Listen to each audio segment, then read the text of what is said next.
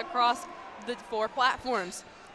We have a lot of returning top 10 from last year in these 4 categories and some tight qualifying totals and numbers to watch for final placements. My name is Tia, and I'm happy to be here and be your guiding commentator today, and I'm here with my partner, Wesley Bontalon. And we're here to just educate you a little bit on powerlifting and provide some color commentary and play-by-play for these tremendous athletes, as the athletes from across the nation have gathered here together, over 1,100 in number, to compete both for individual glory and team glory. We are starting with squat, as is customary with powerlifting, and you'll see these fabulous athletes come out for their first attempt. Well, unfortunately, on platform 4, we just kind of dropped the bar there, so nice catch from the spotters. All right. Over on platform 2, we have Zachary McCaffrey opening with 135 keys. Yes, that's just under that 300-pound mark, so I bet he'll want to go over that on his next lift. Absolutely. Yo, he sank that. And the judges say, easy lift, good lift for Zach McCaffrey. On platform 1, we have Daniel Shin opening with 130 keys for the 60-kilogram collegiate division. And on platform 3, Austin made that look easy for an opener. Good, strong opener there for him.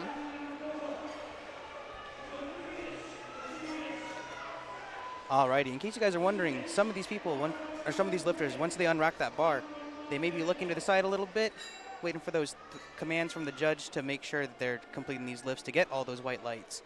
So, quick rules briefing. In squat, there's only 2 commands, a squat command and a rack command.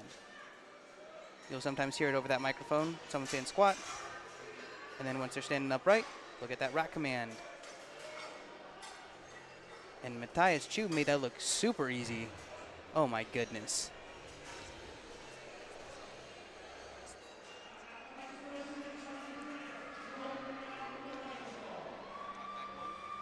And so these lifters, as they come up to do their squat commands, and we talked about they have the 2 commands for squat. Should they follow those commands, they could potentially have a successful lift, assuming that they do not get a colored infraction card from more than one judge. Lifters will receive lights. They need 2 out of 3 at least to be whites for it to be good, and if 2 out of 3 or more are red, unfortunately that will be a no lift, and it will not count toward their total for the day.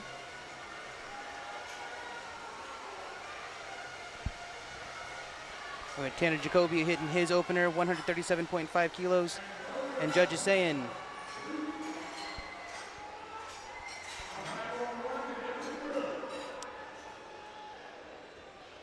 good lift on 3 there. I guess they're still making sure their lights work up on platform number 1. On platform number 4, unfortunately, that will be a no lift. You'll notice that she got 2 blue cards. A blue card indicates up and down movement on the squat. The athlete is only allowed to go down and then up, and there should not be a back and forth in between that where they go up and down in the middle of the lift.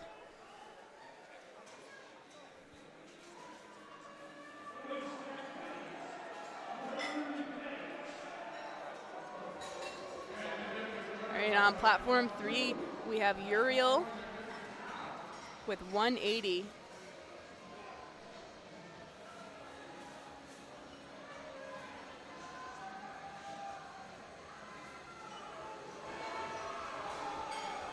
Miriam walking out her opener of 155. And that's a strong number there. That's 336. Or 341, I mean. She made that look easy. Yeah. Platform 2, we got Daniel Deep opening with 150 kilos. That's 331 pounds. And you'll notice a clock on the top right, meaning they have 1 minute from when they call platform or bars loaded to unrack that bar and get that squat command. Cutting a little closer with the 20 seconds. He gets that squat command. He's up. That looked butter for him, and judges agree. 3 white lights. Platform number 1, we got Cody up with 137.5 keys. Yeah, we love to see these series of strong openers from athletes across all 4 platforms. As an athlete, it's always good to just kind of get in that opener and set yourself up for a good day. Couldn't agree more. Getting on that board is very important. We have unfortunately had a couple athletes in the earlier sessions today who did not record one of the lifts, meaning that they had 3 attempts at each lift and they failed to have a good attempt, have one of the 3 be a good attempt. And if they do not have all 3 lifts recorded, at least 1 attempt at each lift, it's what we call bombing out in powerlifting, which means that they will not have recorded a total and they are not eligible for team points or individual awards. And you can avoid those by hitting your opener. Yes, openers are critical in powerlifting. Here we go on platform 2, opening with 152 keys. Just over double his body weight. I believe that's near 2.5 times his body weight, actually, which is a strong lift. Alexandria walking out on platform 4 for a big 175. That's 385 pounds. And are those ladies on platform 4 equipped? Yes. So platform 4, it does appear that we have our equipped women, and the other platforms right now seem to be our raw lifters. So on platform 4, it looks like we have our equipped 65s, or our equipped 70s in this first flight, and then we're also slated to have our 65s, and I'm guessing they will be in that second flight. So for equipped lifting, they're doing the same movements and they have the same standards as raw lifting, but they will choose to utilize those knee wraps and squat suits, bench shirts that help get them a couple extra kilos, but can also prove to be challenging and require a great amount of technical control. Jefferson's, I'm sorry. I know you said you did some equipped lifting. Can you talk about maybe the difference between the two a little bit? Oh, man. Yeah.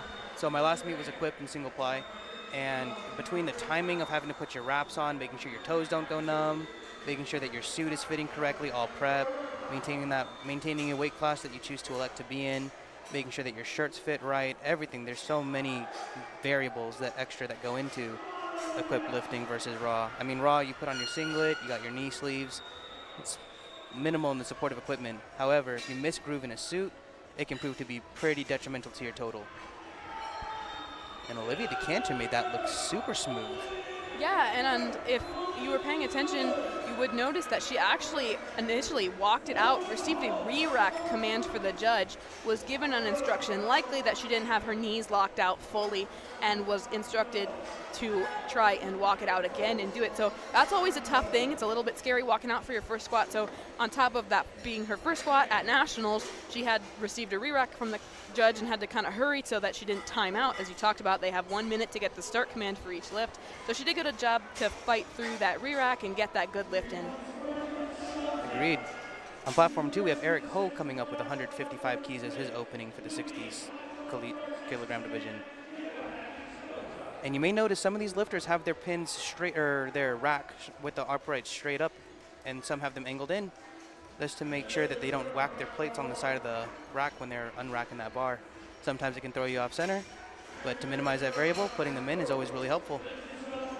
And Eric Ho made that look super easy.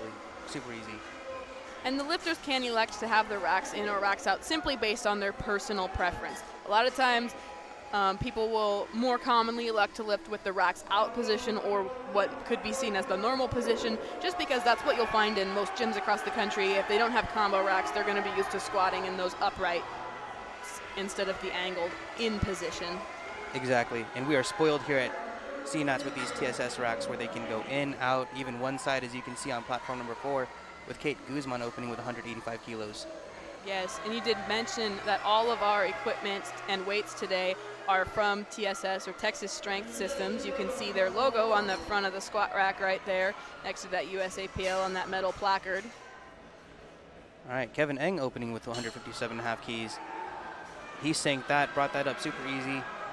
Judges are going to say, Kate fought for it on 4, gets a 2-to-1 lift. That's all you need. Good lift. 3 white lights for Kevin Eng. Alejandro McCormick opening on platform number 1 with 167.5 keys. Getting himself psyched up there, as you can see. And on platform 1, Jennifer is going to step up to the platform to lift 205 kilos. And it's worth noting that she is actually our highest qualifier today for that women's 70 kilo equipped category. She's coming in with a qualifying total of 510 kilos, so I'm sure she is looking to beat that today. I mean, she's almost halfway there, right? The 2 and 5 opener. Oh Yeah. my goodness. I'd just like to give a quick shout out too to our squatting and loading crews on all 4 platforms, moving this meet along super fast, keeping everyone safe as well.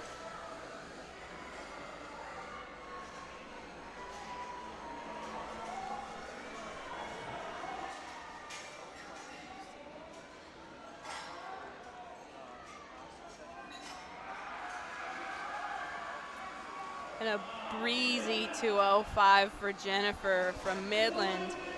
Midland is ahead in that equipped women's team standings right now, currently coming into this session, so we'll see if they can maintain that throughout the weekend.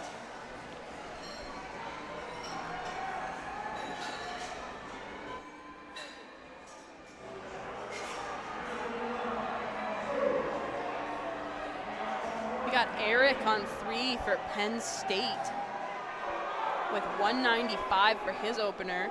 You'll note he has elected to wear 2 different colors of shoes. That's purely a style choice. They appear to be the same type of shoe, so everything should be balanced for him, but props to him for style points.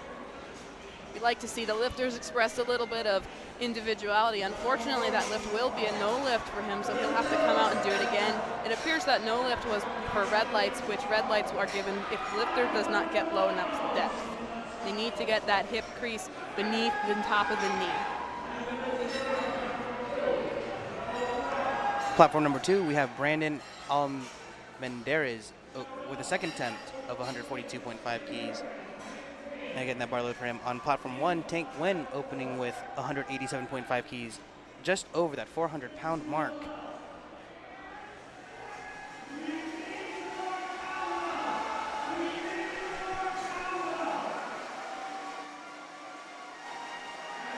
Two to 1, that's a good lift. Judge on the right seems to have called him for depth. But all you need is 2 whites out of 3 to get the lift. Indeed. It does kind of feel good to get those 3 white lights, though, just so that you don't have any doubt in your mind going out to that next lift. Oh, absolutely. I mean, mentally, that's a big part of the powerlifting game, is making sure you have the confidence under that bar first and foremost. And sometimes when lifters will select their next attempts based on their first attempts, they might be willing to make a bigger jump if they got those 3 white lights as opposed to the 2, because they might have to play it a little conservative if they're worried about maybe not getting that depth again, or if that doubt has been instilled in their mind. I couldn't agree more. All right, we got Zach McCaffrey with a second attempt of 142.5 keys, or kilograms, sorry. Just over that 314-pound mark. Maggie over on 4, trying to correct that miss on her opener, has elected to stay at the same weight. Athletes can elect to stay at the same weight if they miss, or they can choose to go up. You'll see both. It's probably about half and half, honestly, today, for if they miss their openers, whether they've gone up or not. Looked strong. Still a no lift. Called on depth. I wonder if that's what she was called on for the first one too. She will really have to fight to get that 3rd lift to stay in the meet. Daniel Shin with a good lift with 308 pounds.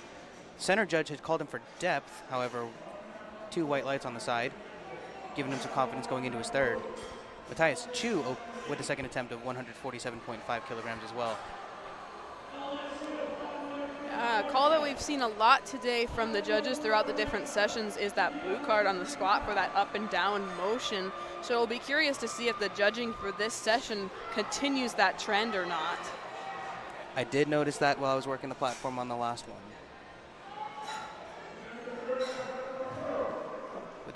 But lifters are doing a good job fighting through it, even if that bar is coming back down, which sometimes, even if you miss a 3rd, does give you some momentum going into your next lift. Yeah, and the lifters definitely would rather complete a lift and have it be bad than just totally miss the lift. Exactly.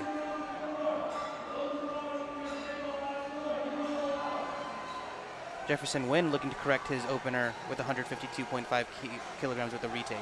And Michaela in that same situation, retaking 150 over on 4.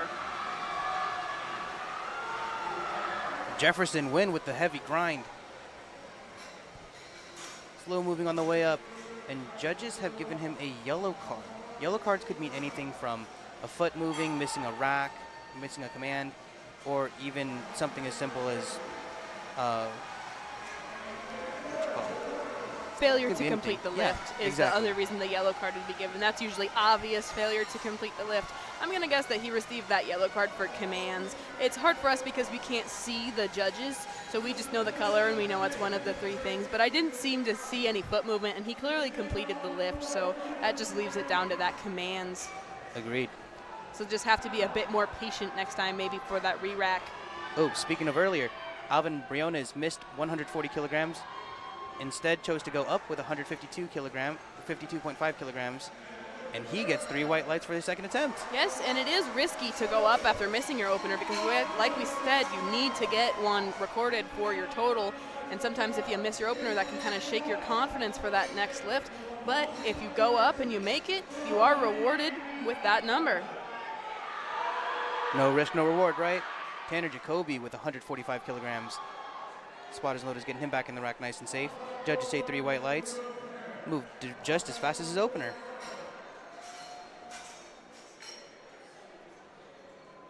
We have another lifter who failed their first attempt and is re-attempting the same weight on platform 3. We have Morgan Shelton from the University of Central Florida coming out to get some revenge on 192.5 kilos.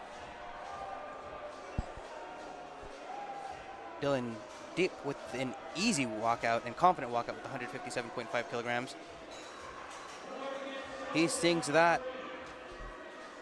Amazing, and the judges are going to say 3 white lights and no complaints. Morgan, very good, sank it to depth, patiently waited for that rack command, and he is rewarded with 3 white lights for that effort. On platform 3, if you're interested, we talk about the rack commands. You can actually see the judge from the positioning of the camera on platform 3, and you can see the judge move their hands down to indicate visually the rack command. Sometimes as a lifter, it can be hard to hear the judges, especially at Collegiate Nationals, just because the environment and the audience is so loud, because there are so many lifters and so many teams here. So the judge, when they give the commands, they will also do visual signals to help the lifters who maybe can't hear them as well. So they'll move their arm from an up position to a down position to indicate that start on squat, and then they will pull it back to indicate that rack position. I'm pretty sure I saw someone in the crowd out there with a trumpet. Yes, there are people in the audience full of noisemakers. I think I saw some bubble ones maybe, Yep. which is an interesting tactic. Lots of cowbells too. Yes. Rattles, some air horns. And I would expect more and more to show up throughout the weekends. Day 1 is usually kind of the calmest day of Collegiate Nationals, and it kind of builds throughout the weekend as more and more teams, maybe they didn't have a lifter on day 1, so they didn't get here until day 2, but they stay for the whole weekend.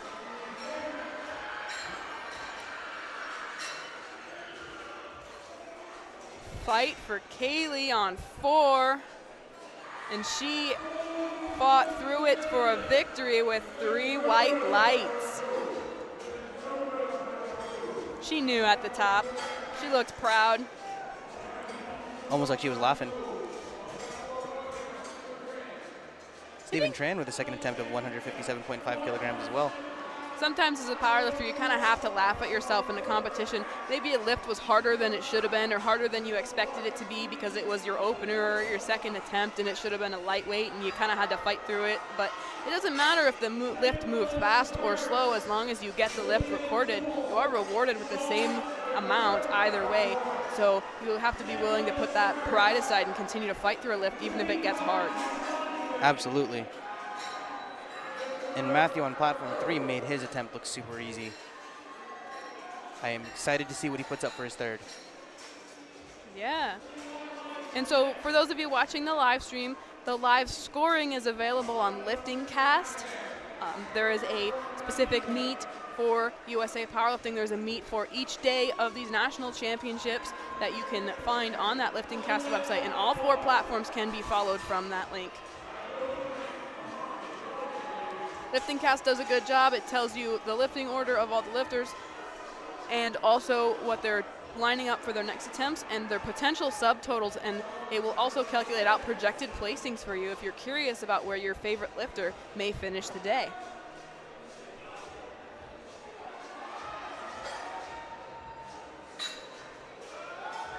Ethan Werman scrapping through a sticking point with 172.5 kilograms. 200 on platform 3 got called again for depth for Daniel. He had elected to move up from 195 to that 200, so we'll see. Hopefully he'll stay at that 200 and get that third attempt in so that he can record a total today. That's going to be a no lift for Vivian as she gives that head shake at the bottom, letting the spotters know, not today. Jacob Smith coming up with 162.5 kilograms. His opener was ridiculously fast. We'll see if he can bring that same energy to this next upcoming lift. You notice a lot of the lifters, when they fail, will kind of shake their heads at the bottom. Part of that is letting the spotters know that they need assistance, and part of that really is just disappointment that they have failed their lift. As a spotter, do you find the head shake helpful, just knowing when to take the bar? Yes and no. Honestly, the most helpful thing, I think, is when the chief referee gives us that, hey, take it. But, yeah, if a lifter's telling me that they can't get it, it definitely makes us feel better when we do grab the bar, saying we didn't rob them of an opportunity. Because if a spotter touches the bar at any point in the lift, it is an automatic red light, because they don't know if we're helping them or not. So if you can communicate that with us, we are grateful for it. And Alejandro McCormick takes 180 kilograms for his second attempt and smokes it after missing an opener of 160 kilograms. For those of you that don't know, that is a 44-pound difference between attempts. Impressive. Yeah.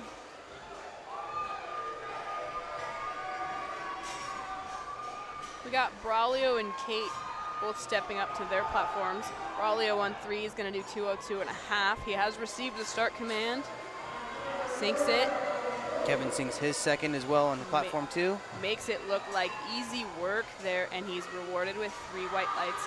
Kate, on her bar, is facing a task of 192.5 in that women's equipped 70 category. She's here with Midland. They're one of those teams that, like we said, just help create that environment here and are super loud, and they have a lot of people here, and they definitely have noisemakers that they brought with them. So I'm sure they'll be cheering for her.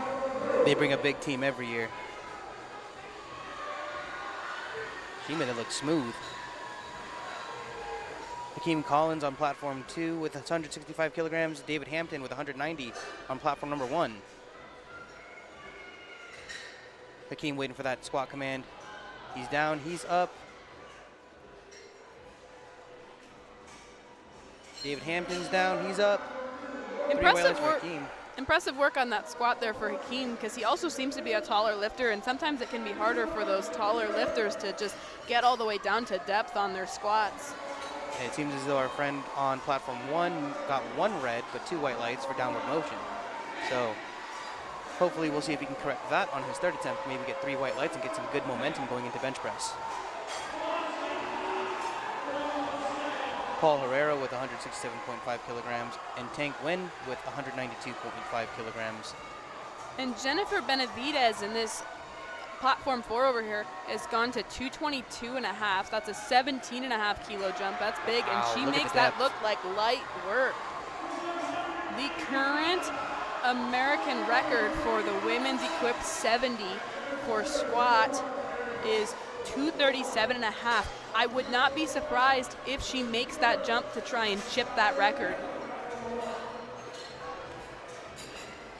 All right, on platform 1, we're back at the top of the order of the 60 kilogram collegiate division. 140 kilograms for Cody Hune. And 170 for Eric Ho's second attempt. We are already on to our third attempts on platform 3 with Matthew coming up with a 185. He has elected to add 2.5 from that 182 miss on his second attempt.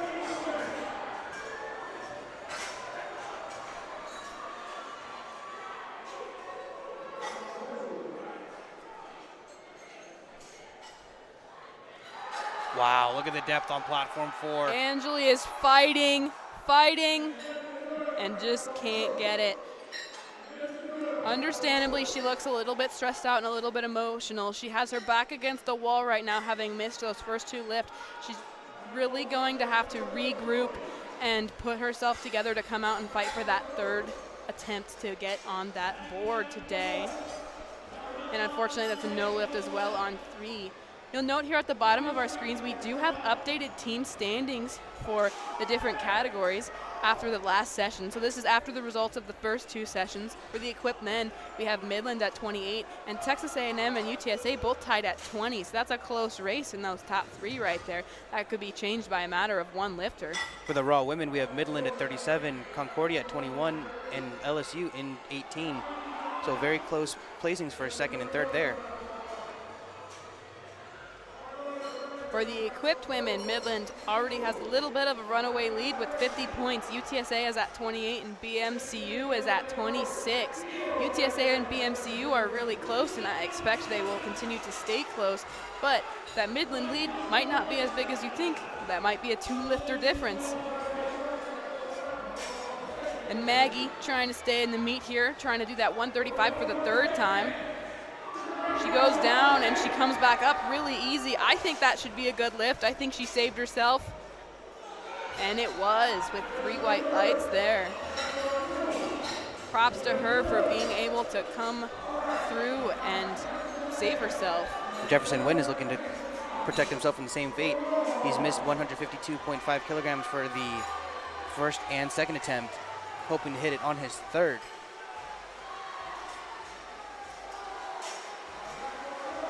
Come on, Jefferson. Needs to fight for this. Daniel Shin with his 3rd attempt with 150 kilograms. It is a scrap up. He got it up. I don't know about the depth. No lift, Just unfortunately, no lift. 2-1. That middle judge sometimes gives the lifter a little bit of the benefit of the doubt. They can't see the depth really well, but those sides judges have that perfect angle just to know exactly if they got that hip joint where it needs to be. And oftentimes, that's why we have 3 referees from 3 different angles. I remember talking to some chief referees saying, really, it is not a depth call from the front, and if it is, that squat was definitely high.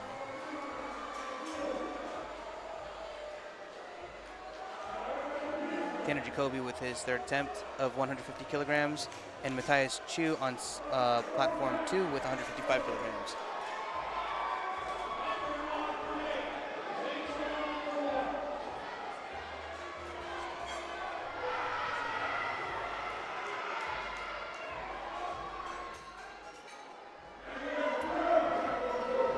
We have Hunter reattempting a 195 from a miss on his 2nd attempt, and Rachel fighting for that 145 3rd lift. I think that should be good.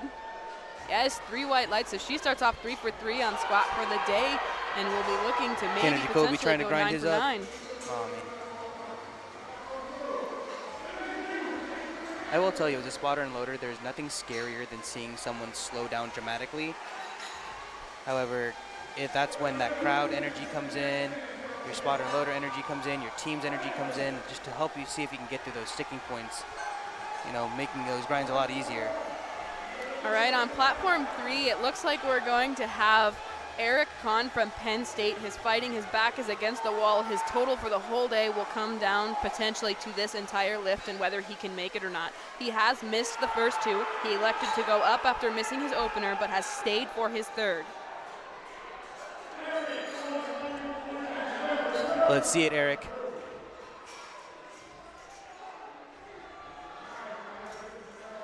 Looks strong. That was fast. 2-1, good lift. He survives for now. Hopefully he can get that first bench in and not put himself in that same situation again. On platforms 1 and 2, platform 1, we have Vincent Diaz trying to go up after missing his 2nd attempt, coming for a 3rd attempt with the 157.5 kilograms, and Nick Tang retaking his 2nd attempt after failing his, retaking his 2nd attempt for his 3rd attempt after missing his 2nd. Nick gets it up. Definitely low enough for Nick. Absolutely. good lift. Judges agree. We have Uriel and Miriam on platforms 3 and 4.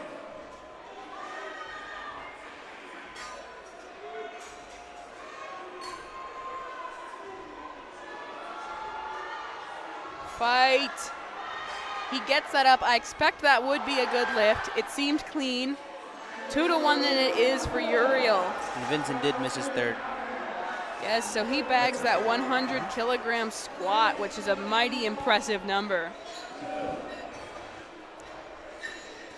Miriam, unfortunately, was a no lift, a blue card for that up and down motion. Wow, am I reading this correctly? Braden Dong going up 10 kilos after missing his opener and sinking the lift. That is amazing.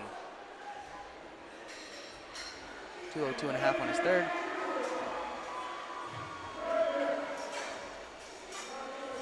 And that was a strong lift right there as well. Good for him for missing his opener, but coming back and making both of the next two. That can be a really scary situation to be in, but he navigated it excellently.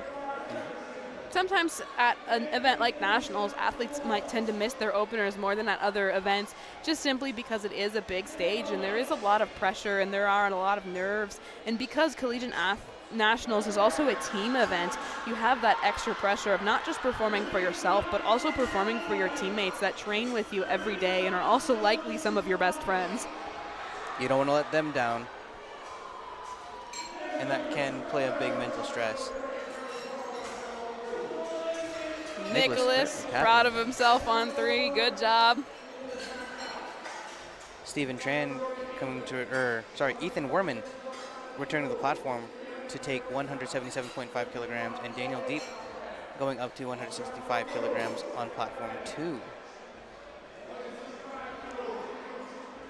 Alexandria coming out on 3 to that racks in position with that 190.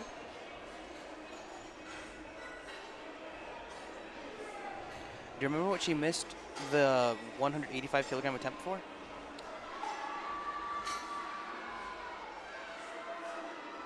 She missed the 185 on depth, a 2-1. Okay.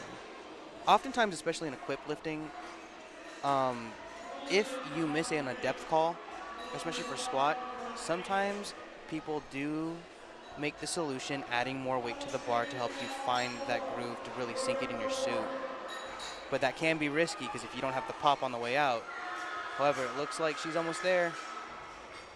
Unfortunately, couldn't quite get out of that sticking point right out of the hole and will not get that left. But she did get her opener, so her opener will count for her total for the day.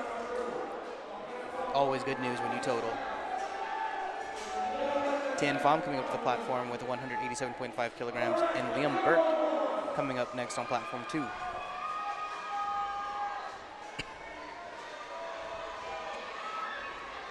And just like our friend that had 2 different colored shoes, our friend here has 2 different colored socks.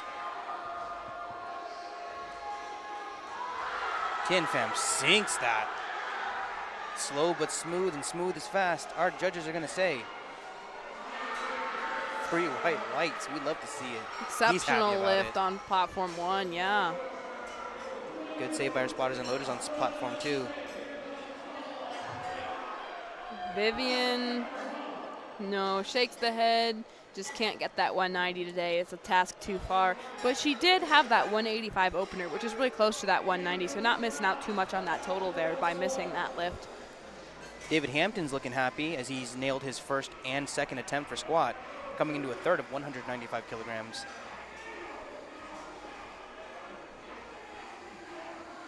So in this session, there are 2 flights of lifters. So as you see, these platforms are on, all 3 platforms are on their third attempt. And immediately following the third attempt, they will move to the first attempt of the second flight of lifters. And then those lifters will each receive 3 attempts as well.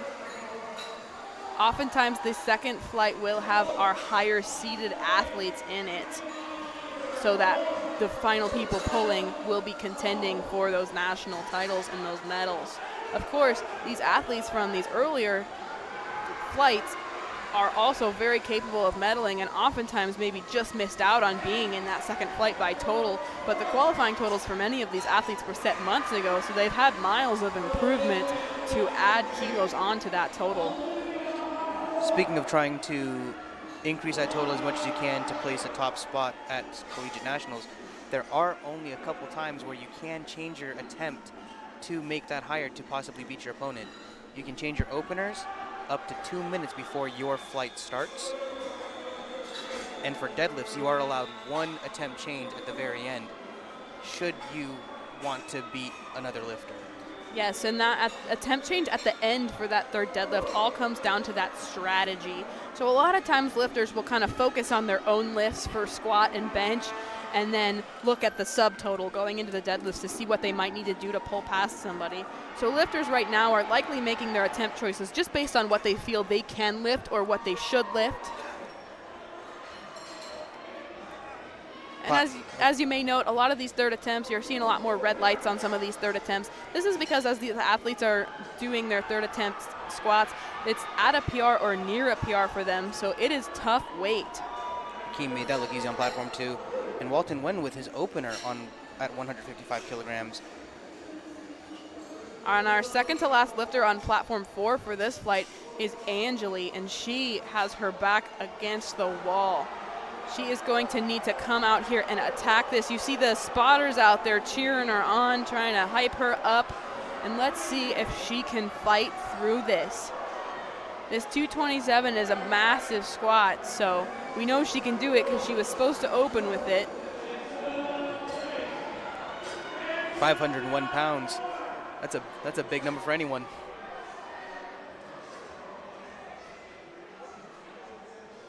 Come on, Angeli. She goes down. And she fights. And she just gets stuck at that same spot she did last time, unfortunately. You can see she walks away kind of emotional, visibly disappointed, and that is all right. These lifters have every right to be disappointed because they work all year to come to Collegiate Nationals. They train every day to be here, but the good thing for her is that she can always come back on bench and try and hit some good benches so that she can still hit some impressive numbers on the day. And she will also probably be looking to come back next year and come back with a vengeance. Absolutely. Not to mention, a lot of these lifters have a lot of external stresses. Not a lot of these teams are from Oklahoma. Yeah. A lot of these teams travel far and wide. I believe University of Alabama, Birmingham is about an 8-hour drive. You may notice some of these schools from like Las Vegas, California. These are long flights, and that travel is an added stressor that comes to meet day that is a variable that needs to be accounted for. And on top of just also traveling to these meets, this is the Collegiate National Championship. All of these athletes competing here are full-time college students that remain good standing with their university, so they're all academically intelligent and academic weapons as well as physical weapons in the gym lifting all this weight. Aiden Lamb opening with 160 kilograms on platform number 1. And Eric Ho is looking to just break that 400-pound barrier with 402 pounds, 182.5 kilograms on platform 2. Yes, and it looks like he is our last lifter for the flight for platform 2, and all the other 3 platforms have moved on to their second flight and are all on their openers. Platform 2 should follow shortly. And I'll tell you, as a lifter, when you're the last one in your flight, it's a pretty good feeling. And platform 2, I do believe, has all of those top men's Ross 60 athletes in that second platform. So I expect that will be a good competitive platform right there in that second flight as we move towards final placing. And like we said, the athletes from that first flight are equally as capable of placing and likely are good dark horse contenders. Absolutely. Joseph Malik opening with 165 kilograms on platform number 1. And it seems to be we are openers for platform 3. We got Nick on platform 3 opening with 182.5 kilograms. That is, once again, over that 400-pound mark. He lifts for Auburn University.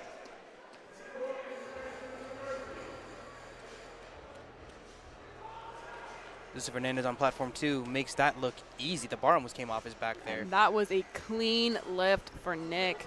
He got a red light from the side judge for depth, but I don't agree with that. I think that was clearly low enough, but it doesn't matter anyways since he got the 2 white lights and the lift is good.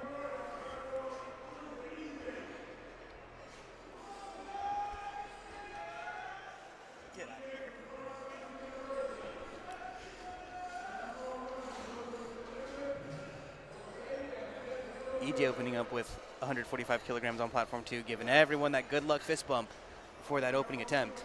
And platform 4, you saw in that opening attempt, I do believe Faith just timed out for her opener because she never came out. So they are moving on to Madison with 152.5 for her lift. And that's not uncommon in equipped lifting. Sometimes if your warm-ups are not going the way you need them to go, timing out an opener is not the worst strategy so that you can feel more prepared when you come to the platform for your second. And with equipped lifting too, the lifters do require a lot of assistance to get into their knee wraps just perfectly and their squat suits. So maybe if the warm-ups didn't go as smoothly as they hoped, they may have been running a bit behind in terms of putting those on. And if the knee wraps didn't go on properly, they don't want to send them out to lift that weight. Exactly. With that.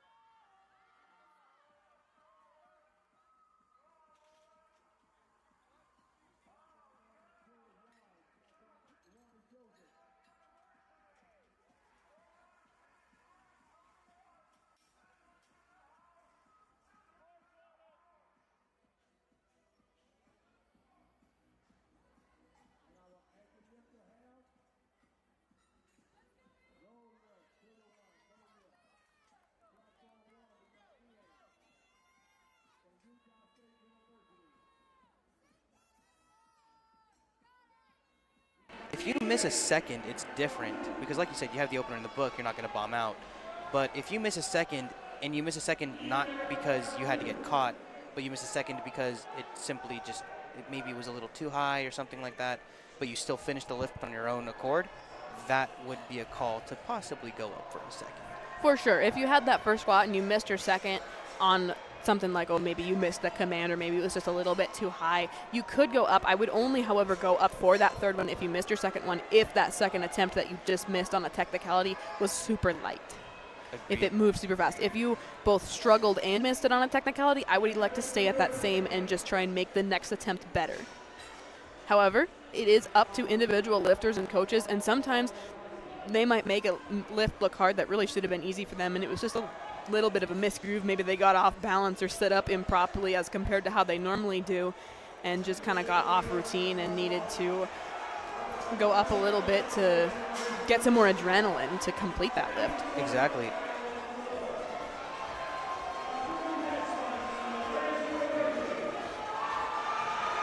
And a nice catch from the spotters on platform 4. Faith kind of fell forward a little bit on that attempt there. She just got a little bit off balance, unfortunately.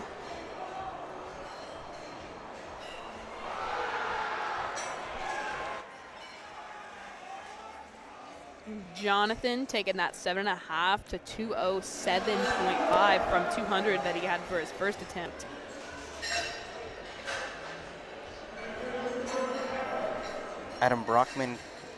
Gabriel Rangel and Ray Cedino coming up on platforms 1 and 2. Gabriel looking to break that 400-pound barrier with 182.5 kilograms, and Ray Cedino coming out with a second attempt of 172.5 kilograms.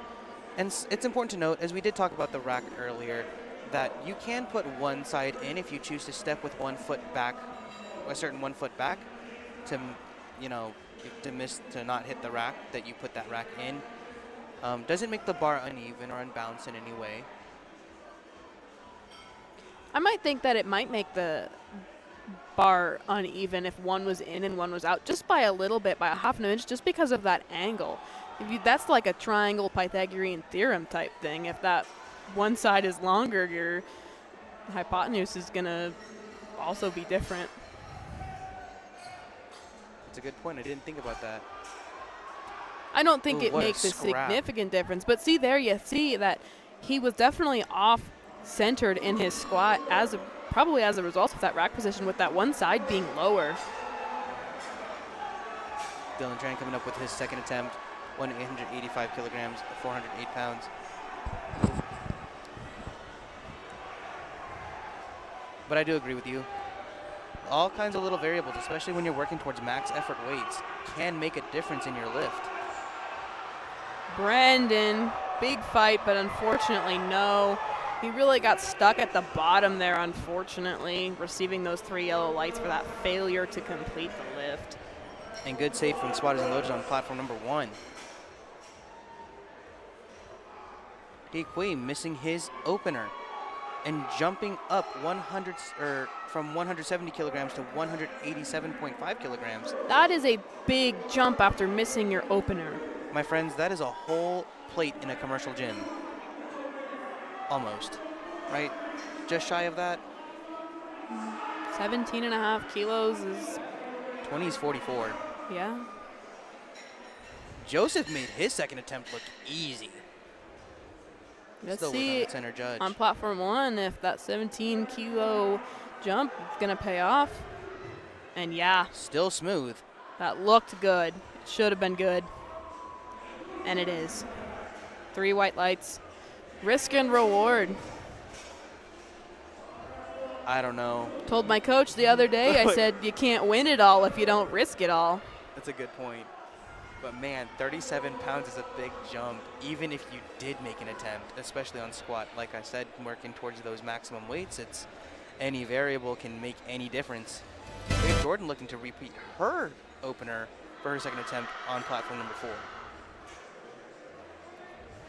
Andrew Muchina coming out with 187.5 kilograms, and Ramses Ramirez has just broken that 400-pound barrier with 182.5 kilograms.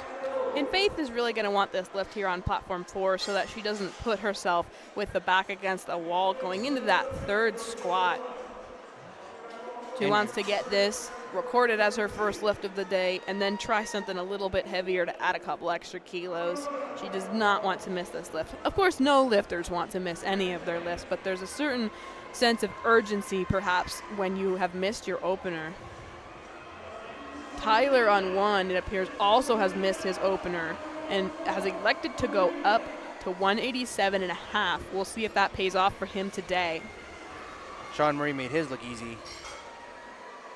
Have an exchange of words with the spotters, possibly for a little bit of help.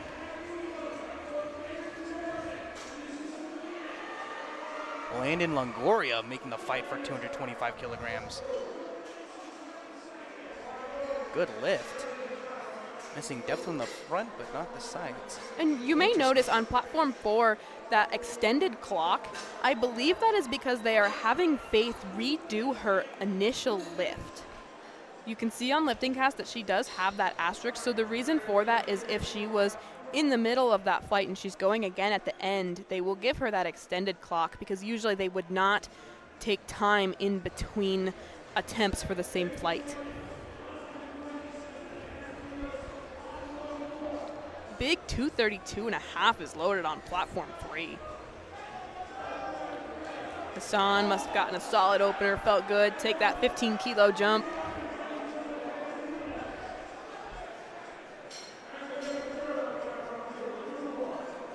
Nico Pinello approaching the 500-pound mark as well with 220 kilograms.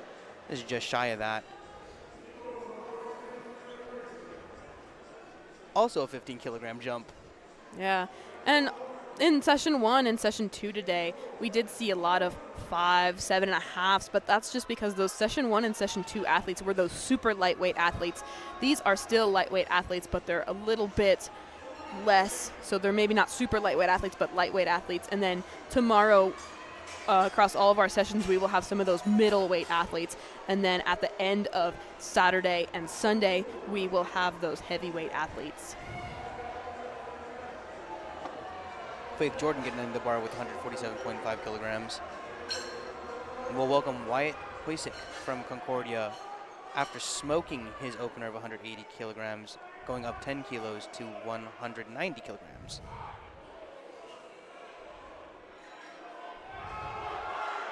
That descent was fast. Good. Easy grind up. That was a clear lift for Wyatt. He got 3 white lights that time. He did only get the 2 white lights last time. The one side judge called him on depth, but they all agreed this time. And we're happy for him. Hard to get called for depth when you sink it to the floor. Yeah. Solid. He said, I will not be getting any red lights on lift 2. And Daxa Davis, also from Concordia, coming up to take the same weight. Yeah, teammates back to back. A little bit of friendly competition going on between these two. Just to be mean, if I was Dax, I would have gone 192.5.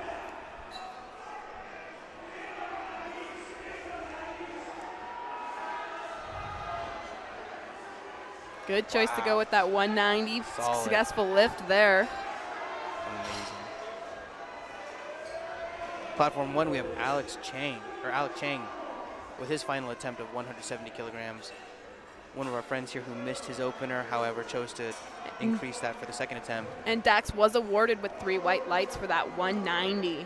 So we'll see what he jumps to for his third. And Gabe Arroyo, welcome to the platform for platform 2. Alex Chang with a fast lockout. 3 white lights, and he's happy about that. Can't complain when you get all whites. Madison Anton with a scrap on platform 4.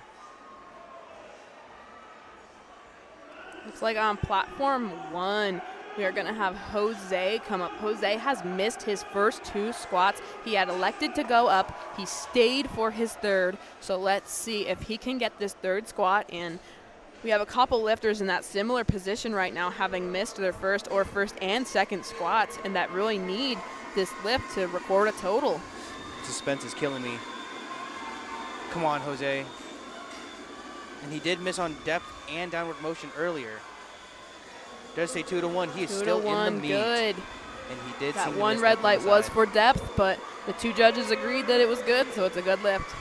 Chase Chapa from Midland on with platform 2 with 205 kilograms for his second attempt. And Janelle on 4, similar position as some of the other lifters. Mr. Opener has taken the safe route and chosen to stay at that 165, which I think is smart when you miss your opener to stay.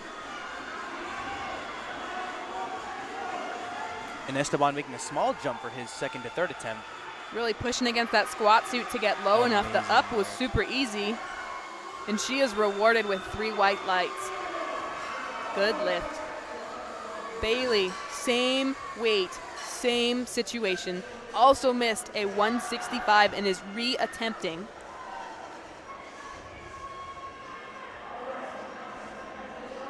If I'm not mistaken, she chose to time out for her opener, correct?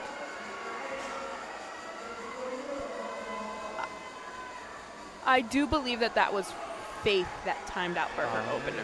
Okay. As our first athlete of that flight. Okay. Sebastian Garza, also from Midland, with a second attempt at 215 kilograms. Aiden Lam with a final attempt of 180 kilograms. Talking about those consistent jumps, opening with 160, second attempt 170, third attempt 180. No surprises, very consistent, body can recognize it. Good save by our spotters and loaders on platform number 2. And smooth work from Aiden Lam. Fast out from under that bar, 3 white lights, no complaints. Bailey O'Sullivan. No, and that bar goes down, and then the lift spotters take it off of the lifter, so she's gonna have to battle for that third attempt. It's always hard, not just when you're not getting the depth call, but when you actually miss the lift, it might be even worse, because then it goes, oh no, can I even do this today? Yet alone can I do it to the required technical execution needed for a good lift. Exactly. A lot of these strength sports, it's a lot of mental We game. have Juan on platform 2. Can he get a lift recorded? Juan. And Ian on platform 1 gets it up. Gets his third to stay in the meet. 3 white lights to stay in the meet. Way to lift under pressure there, Juan. Both lifters, yeah. Sydney missed her opener, staying at that same weight at 170. Utilizing that racks in position.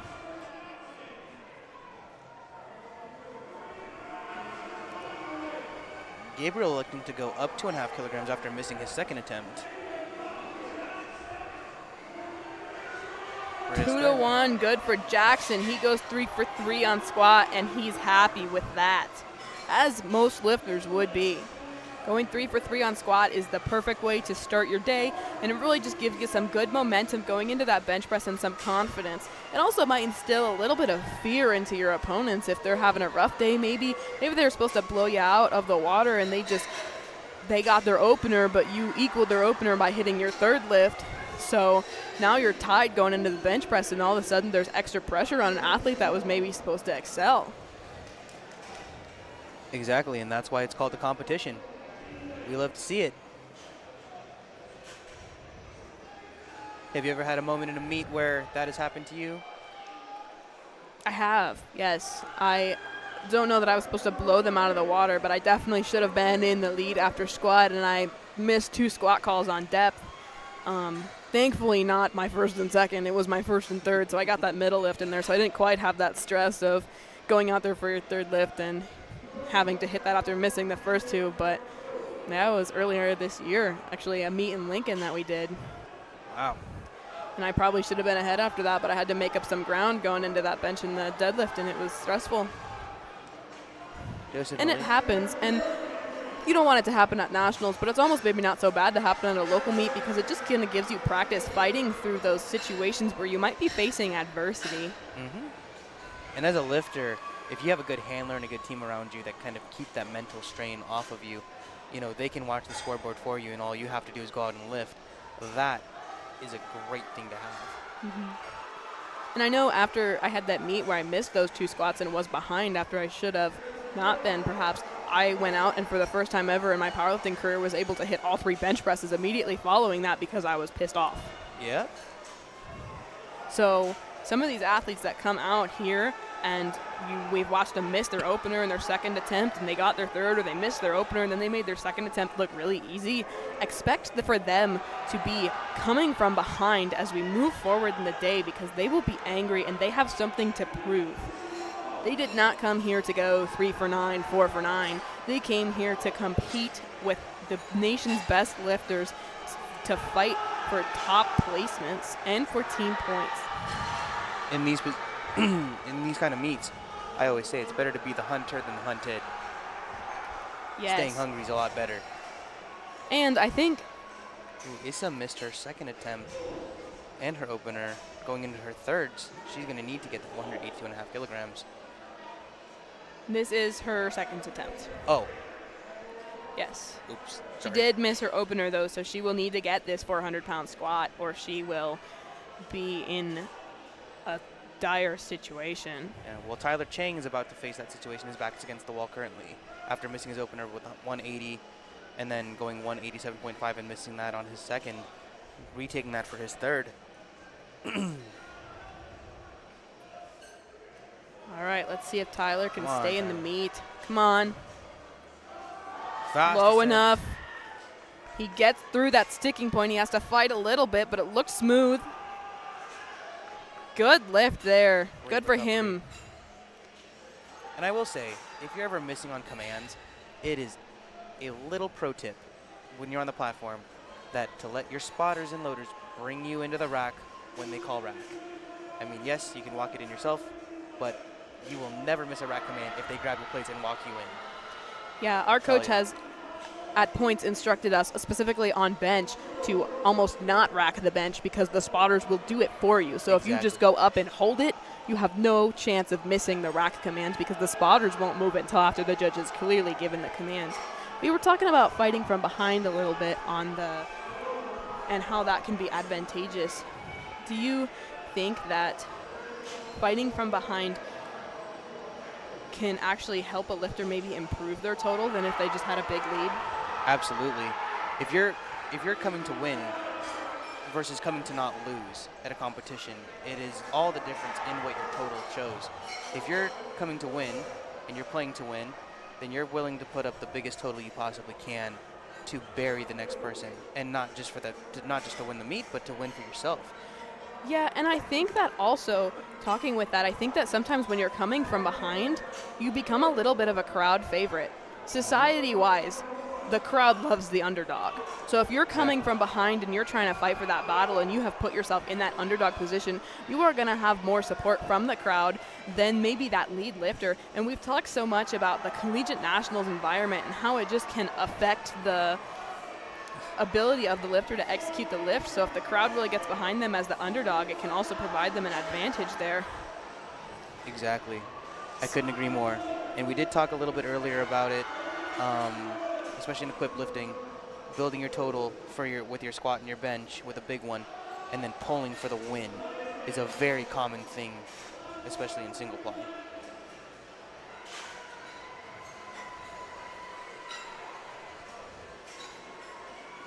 All right, platform 1 with Hui Kui with his final attempt of 200 kilograms. And Landon Longoria on platform 3 looking to break that 501-pound barrier. from memory, if I'm remembering correctly, he smoked his opener and he smoked his second. Yeah, sounds about right. He walked that out with confidence.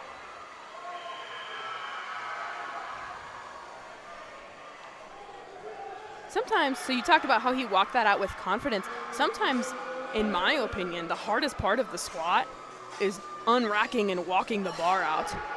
Sometimes you pick that bar up, and immediately when you pick it up, you think, oh no, this is so heavy. And that's on your back, and you are not going to put it back down and pick it back up again. It might not be in the perfect spot, and it is heavy on your back, and you feel like the weight of that bar is just going to pull you into the ground. But then you squat it, and you get that lift, and you feel like you're on cloud 9 afterwards. Absolutely. And I mean, you think about it, we talk about it with other lifters. It's such a mental game when you're walking it out, and we've seen lifters today unevenly placing their feet, you know, missing their lifts on technical issues and downward motion with an unbalanced bar, and it all starts from the ground up. And just a reminder, when we talk about these lifters lifting their lifts on technical issues, it's easy to miss a lift on a technical issue when you are a national level lifter competing at this high level with this high of weights. These are the strongest collegiate lifters in the country, and they are lifting the most weights you are going to see collegiate lifters move. So it's really easy to just, if something gets a little bit off, have that technical error and not be able to recover with that heavy of a weight. On platform 1, this is our last squat of the day for Nico, and he really fights for it. Mind you, he did miss it earlier, and people did have to catch him. And wow, he is what a comeback. Rewarded with that fight with 3 white lights. And platform 3 will set up for bench and then take a 10-minute break before resuming with that first flight of lifters again as they perform their best bench attempts. Ian McGarry fails 235 again. Unfortunately, he did get that 227.5, so he is safe. He has a total so far on the day. Yeah, platform 1, they're unloading that bar and getting that platform ready and settled for bench press. Platform 2, Wyatt Holisik going into his third attempt. This is our Lauren, unfortunately, misses that 197.5 on platform 4. They will move to start their third attempts for this flight of lifters.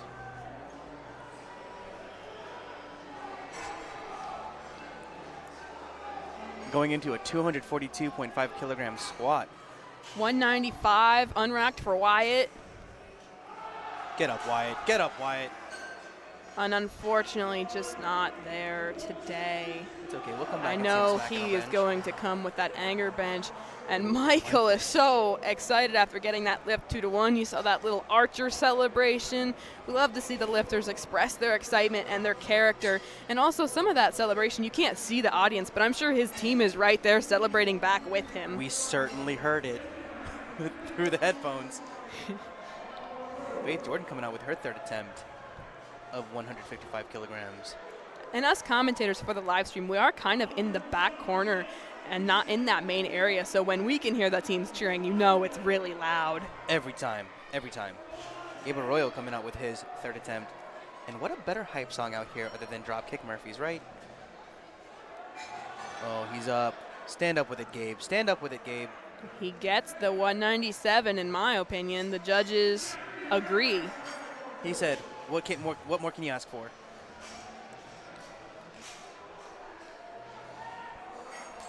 And we do have Dax stepping up to that 197.5. He made that 7.5 jump from 190.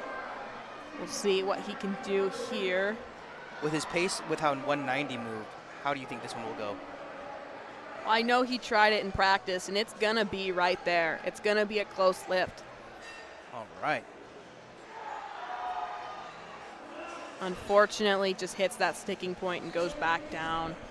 So both Concordia lifters will record a good 190 for squat and be tied going into the bench. We have Sebastian Garza coming up with his third attempt of 215 kilograms, and Madison Anton coming up to the platform with 160.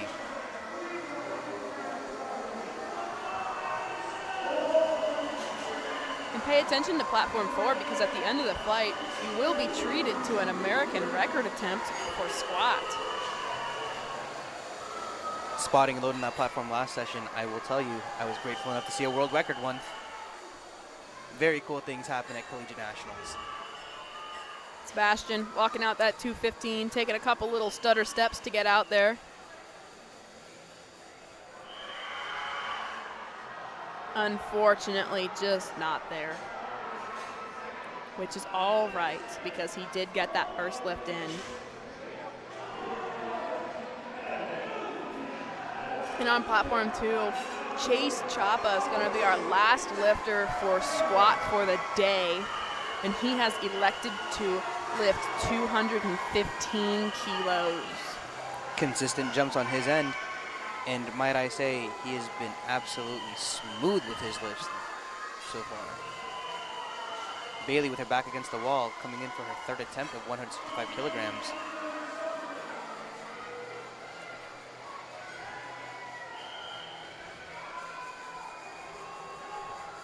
You'll see that her knee wrap kind of hangs down a little bit. That's just a virtue of how her coach or handler must have wrapped it. Do you think that that might bother her a little bit, hanging down there? I feel like for me it would be a distraction. It can, if it means there's uneven revolutions on each knee.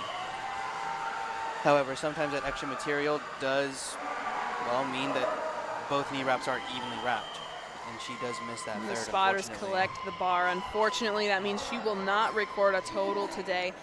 And we have another lifter following her that is in that same situation, facing a 170 for the third time. We have Sydney from Midland, who needs the 170 to stay in the meet. And I'll mind you, especially in equipped lifting, it is not uncommon to see people bomb out on squat. Honestly, as an equipped lifter, it is the hardest lift to complete. Bench press is pretty straightforward. Deadlift, always straightforward.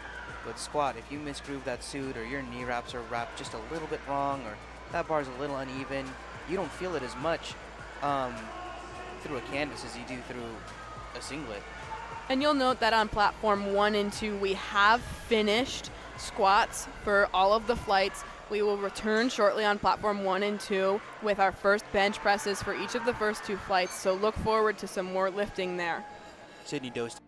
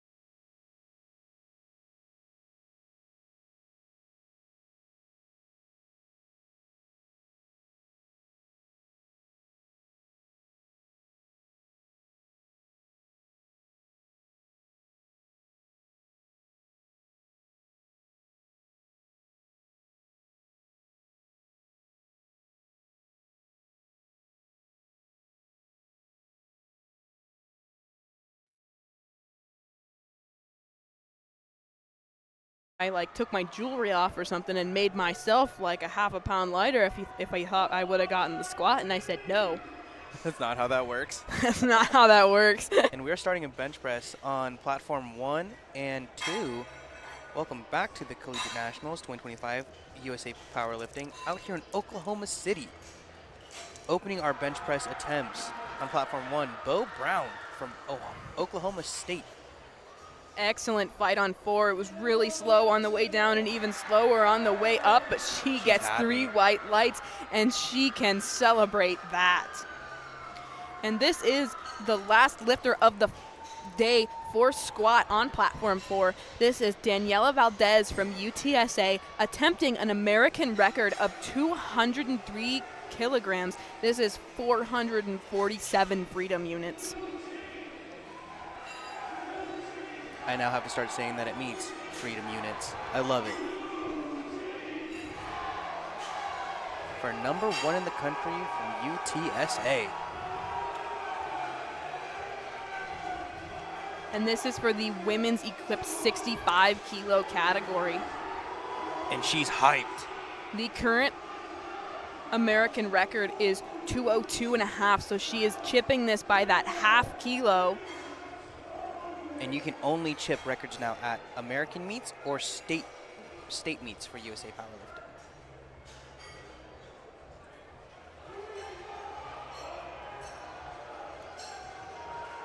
Getting set. Come on, Daniela.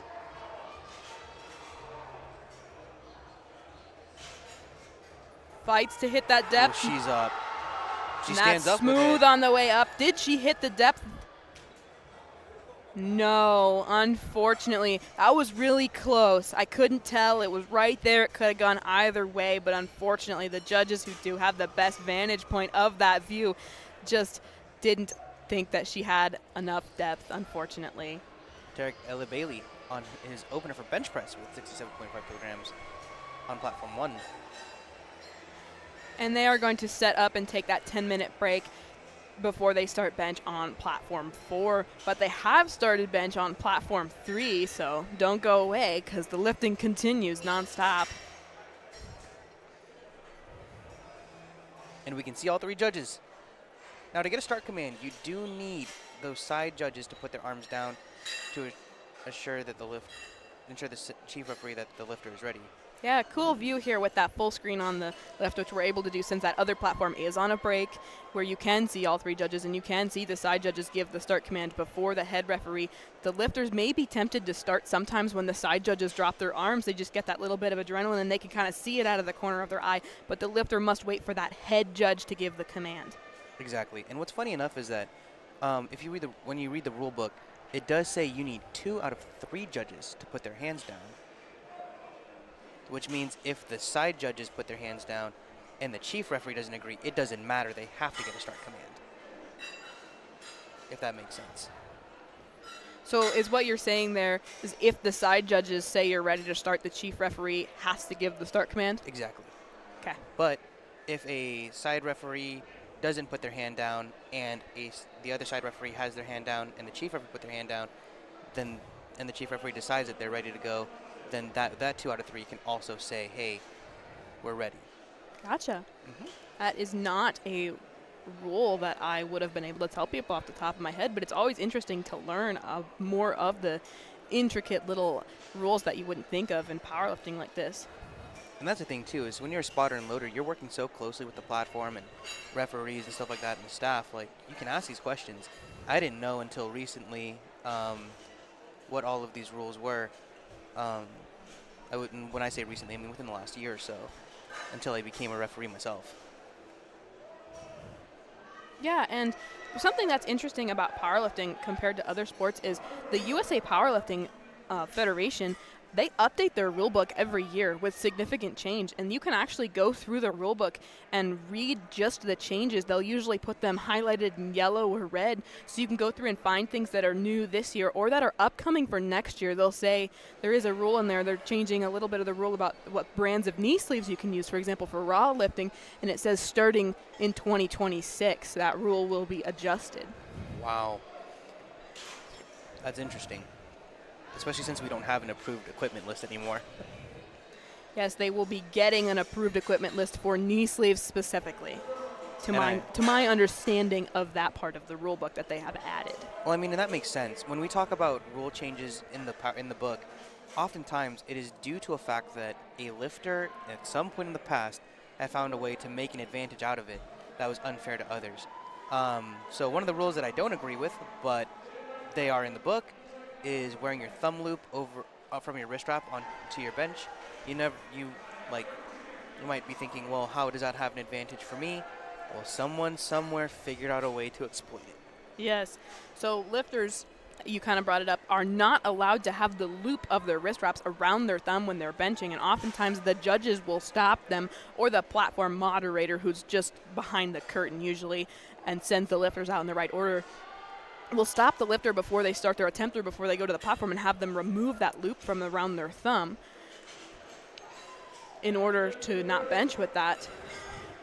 However, it does specifically say in the rulebook that if it is not noticed that the loop is around the thumb, it is not a cause for disqualification of the lift unless the lifter was informed before the lift started. Exactly. You get your free warning. Yeah. We have a little bit of grace here. Tank Wen. What a strong name, I will say. Tank. Opening with 95 kilograms on his bench. And you will see, just like in squats, some lifters choose to use wrist wraps, some lifters don't. Sometimes it can be uncomfortable and impeding on that range of motion and flexion of the wrist. Other times, personally, I wear them because it provides a lot of support to keep my wrist straight. We have seen a series of solid openers here on platform 3. Unfortunately, that was for Hunter a no lift, so hopefully we can return to those good openers with Eric here from Penn State. Jacob Smith with an easy opener on platform number 2, not using wrist wraps. And on platform number 1, Vincent Diaz not using wrist wraps with an opener of 97.5 kilograms, just shy of that 220-pound mark. Yeah. Do you elect to use wrist wraps for your bench? Absolutely. But I use a different wrist wrap for squat than I do for bench. I use a medium size, which is about 2 feet for squat, and then I use the 1 meter for bench. Gotcha. One of our lifters on our team does that as well. She has different wrist wraps for her squat and her bench, and she went to equipment check yesterday to check in her equipment, and I think the head judge was the judge that was doing her equipment check for her was a little confused. He was like, which one are you using tomorrow? And she's like, both. Well, that's the thing too, is like when I do equipment check for powerlifting meets, especially my own equipment for single ply, I do bring 2 pairs of knee wraps should one of those pairs rip or tear. And man, people checking my stuff will always be so upset with me because I'm holding up the line. But you got to make sure everything's legal that you're wearing on the platform, so then you don't have any records in question when you get out there. Yes.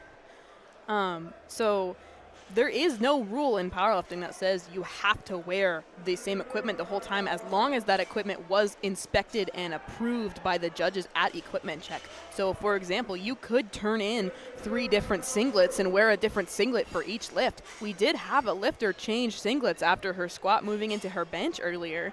So you could, in theory, wear a different pair of wrist wraps for squat and bench, wear a different singlet for all 3. You could wear 2 different pairs of knee sleeves, one on deadlift and one on bench, or you could wear 3 different pairs of knee sleeves, one for each attempt. Yep, and I did see that at Oregon State Championships this year. Really? It was kind of funny. It was pretty late. We were doing an early equipment check. We just set up the meet. My friend and I just wanted to eat pizza and go home. And one of the lifters came up with literally 2 pairs of knee sleeves. They asked if they could use elbow sleeves, and I was like, no, because that's not allowed. But 3 different singlets. It was a trip. Yeah, and you're likely not going to see that at collegiate nationals because these athletes are very particular and they train every day and they like things to be exactly the same on every attempt. So they're not going to mess around with changing their equipment in between attempts. And also, like you said, a lot of these athletes had to travel from really far away to get here to compete at these championships. and many of them flew, so they had baggage restrictions. Then they don't have room to bring 3 pairs of knee sleeves, or Exactly. they have to pick and choose. Yeah, unless you're flying Southwest, your checked bags don't fly for free. And even on Southwest, not for long. Right. Oh, man. Don't even get me started. Brandon, I don't know. There is coming up with Zachary McCaffrey with a 92.5 kilogram attempt for his opener on platform 2. David Hampton opening north of 100 kilograms, 115 to be exact. He's had a good meet so far.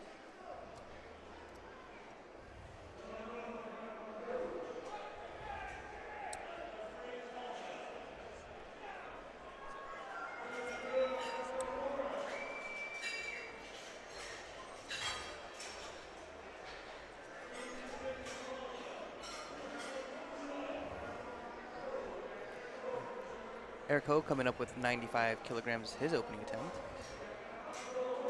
And Alejandro McCormick with 120 kilograms. 120 is a big bench opener. Especially at 67.5 kilograms. 264 pounds, if I'm being exact, right? I believe so, yes.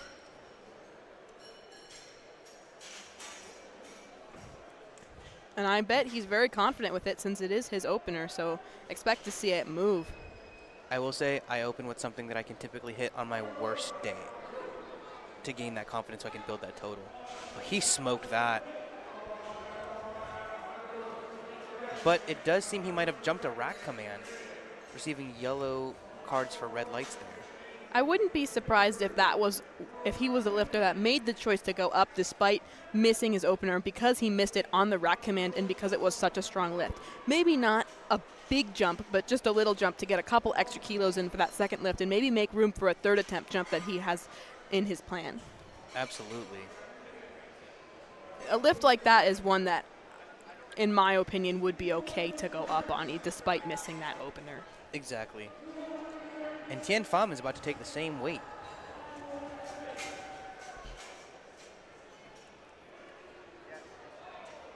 Nicholas coming out the 107.5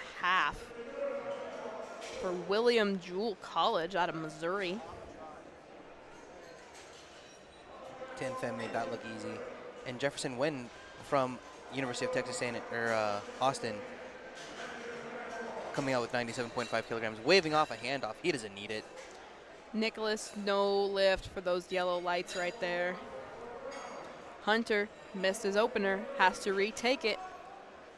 And you'll notice some of our lifters will take assistance from the spotter or head spotter to get that bar out over their chest. Some of them don't. It is completely preference from the lifter.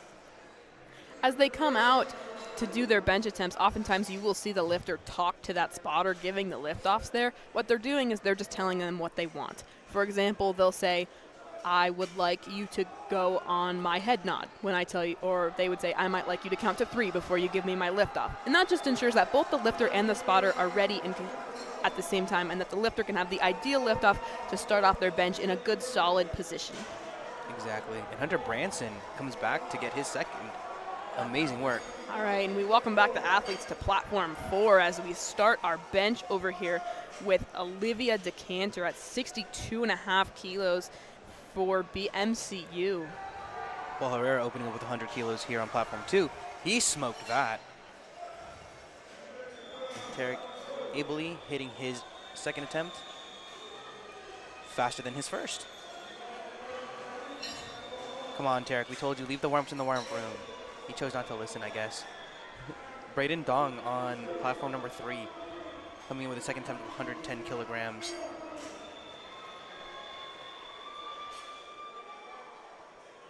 And Alvin Briones opening with 102.5 on platform 2. Olivia making light work at that bench opener.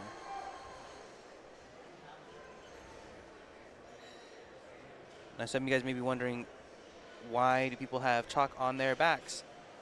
It gives them a better wedge and grip on the bench pad to get better leverages when you're hitting those big lifts, and more grip to push off the pad with.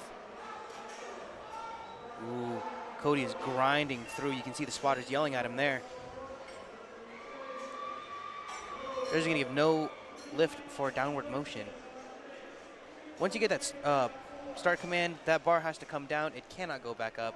When you get that press command, that bar has to go up. It cannot go back down. It can stop, it can stay still, and it can continue to move forward, but it cannot go back down. And that's why you'll see a little blue line under some of those red lights. And a lot of times you will see the lifters most commonly will kind of have a little bit of that up and down motion either right off the chest if they kind of bounce it off the chest, or once they hit that sticking point right in the middle. Exactly. It's always heartbreaking to see. And it is, because you know that, one, they can complete the lift, and two, they probably have done it in practice and they just miss it on that technicality right there. I know a lot of people aren't necessarily fans of the up and down movement rule. I personally, on squat and bench, support it just because I think it's a safety thing that as soon as the bar starts going down, it should be a clear call for the spotters to be able to grab it. They shouldn't have to wait for you to fail all the way down. So I think it's a safety thing on squat and bench, but on deadlift, I think it's kind of a silly rule, just not being necessary. But I also think that if you have it on the squat and bench, you might as well have it on the deadlift just for consistency across the 3 lifts. Agreed. We are on our second attempts already on platforms 1 and 3, so we are moving along very quickly tonight. Bench press is one of those things, spotter and loader, where like you can shed a lot of time because it's the same height as your weight tree, versus squats having to change that rack height, you know, and sometimes you're lifting that 55-pound plate up and down, and it just takes a little more time. And they will adjust the height of that rack for the lifters as the lifters have selected still for the bench, but a lot of times it's going to be a lot closer than it is on squat. On squat, they might be 3-4 inches taller, and that rack height might need to go up a lot more. But since the lifters receive a lift off on bench, they don't necessarily care as much as about their rack height, so they kind of just pick something in the middle. Yeah. Mind you, a lot of these rack heights are like 6 and 7. There was a meet I worked. This guy's squat height was 24. Made all of us panic because we were all over that spot in his squat. The racks go up to 24? Yeah. He was 6'11" and chose to wear heels. All right, we have an American record attempt on platform 2 with Matthew Angswapong. 140.5 kilograms. As an opener. Yeah. 30 kilograms above the next person. That is 66 pounds, ladies and gentlemen. When he smokes this, and I'm going to give him some confidence here from the booth. Oh, we have a camera down right before that American record. Camera down, unfortunately. Oh, no. Stand him up, stand him up, stand him up. I don't know if you guys can hear that, but the crowd is barking out there. So incredibly anticlimactic on platform 2. Oh, my goodness. With that camera issue. Oh, no. Well, Vincent Diaz is going to come back and smack his opener. We for will his second have attempt. to wait and see, maybe on the LiftingCast.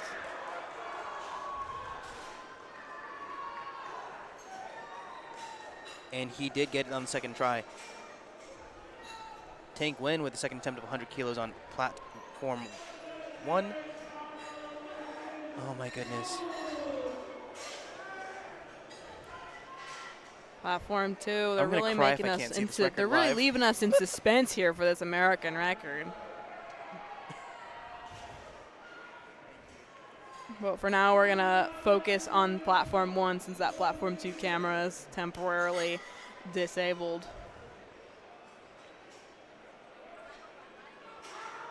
A little bit of shaking there. Shakes, but is fighting. Don't worry, on platform 2, you're not missing anything, not yet. They are holding that American record attempt for a second as they change to those national level referees and try and fix that camera issue. You will get to see it, most likely. Our spotter there was doing the most, changing that face saver. Up for his second attempt, Ethan Warham with 105 kilograms, 231 pounds on platform number 1. And Gerald Rico on platform number 3 with 122.5 kilograms. All right, here we go back on platform 2. That camera is back, and we are ready for this American record attempt. He kept us in suspense, so let's hope it's good. Come on, Worth Matthew. the wait, perhaps. Oh, my goodness. Light work. Incredible. Moved it like the bar. I am very excited to see what his second and third look like. Yes, you got to wonder what that second attempt is going to be. And I'll mind you, that was 66 pounds above the next bench. Or above the heaviest bench of the session. So not only, or of the flight, I mean. So not only is he going to have the heaviest bench of the flight, heaviest bench in the country, that's a flex. And shout out to that spotter on platform 1 wearing the wrong shirt. There is one spotter who's wearing last year's national shirt who's not matching the rest. But this guy. I'm just kidding. If anybody knows him, feel free to make fun of him later. I don't have an Instagram to tag, unfortunately. Michaela Woodward, with her opener, 95 kilograms, she moved that so easily. And they disagree. 3 white lights for her. She's let me Good opener. Oh, and our head spotter on platform 3, Gabe, getting the talking to from the lifter about how he wants his handoff. For 275 pounds, 125 kilograms. Ladies and gentlemen, that's a real 2-plate bench. Yeah, 2 reds. 2 reds and the collars, man. 2 reds and the collars. They count in this sport. If you were wondering, the collars are counted for the weight in powerlifting, and they do weigh the 2.5 kilograms. Not those plastic little gym ones you guys get at LA Fitness. No shade. Ooh, good save by the face savers and our spotters there for Ava Tigpen. Yeah. Misgroove in the shirt there for her opener, 97.5 kilograms. Always scary, but a great save. And that is why we have both spotters and those safety bars on bench. A lot of lifters will neglect to kind of put those safety bars as low as possible just to make sure they are out of the way for the bench press. But it is good to have them where they can still help catch the bar in the event that something like that happens, which is very rare because these are experienced lifters who most likely when they miss a weight are going to just barely miss it. And what's interesting too is that people give spotters and loaders a lot of flack for not catching a weight. But when it snaps back like that, your reaction time needs to be beyond fast to catch it in time even. So having those face savers there is very important, not just to the lifter, but to your spotters as well, you know, making sure that we're having a clear conscience too when we're on that platform. Yes, and the spotters have an incredible reaction time as best as they can. It is important to keep in mind that sometimes they might miss a lifter, wait a second or two longer because they're trying to give that lifter the benefit of the doubt, but they also have been working all day, and some of them have been doing 3 sessions today probably, so they're tired, more so than some of the lifters. Those hands get sore. Tien Pham, with his second attempt of 127.5 kilograms, that was smoother than his opener. And for platform 3, this is our first third attempt. And it was close, but just unfortunately not quite there.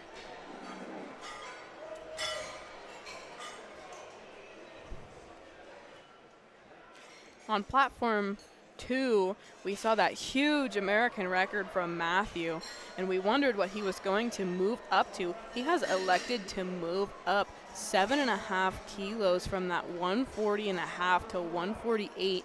So stay tuned for the end of that flight to see him break his own American record, most likely. That's a big jump, so we know he's feeling confident, and the last lift moved so fast, you know he can make that. I'm about to do the math right now to figure out what 148 kilograms is in pounds. He has his phone calculator out right now. 325.6. Your triple body weight bench press. Alejandro McCormick makes light work of his second attempt. He was the one that missed earlier because of commands that you said might go up. He did jump 10 kilograms. Yeah. And he got it. And I think that was a good choice. Bo Brown starting off third attempts on platform number 1 from Oklahoma State with 72.5 kilograms. And Zachary McCaffrey coming out for his second attempt with 97.5 kilograms.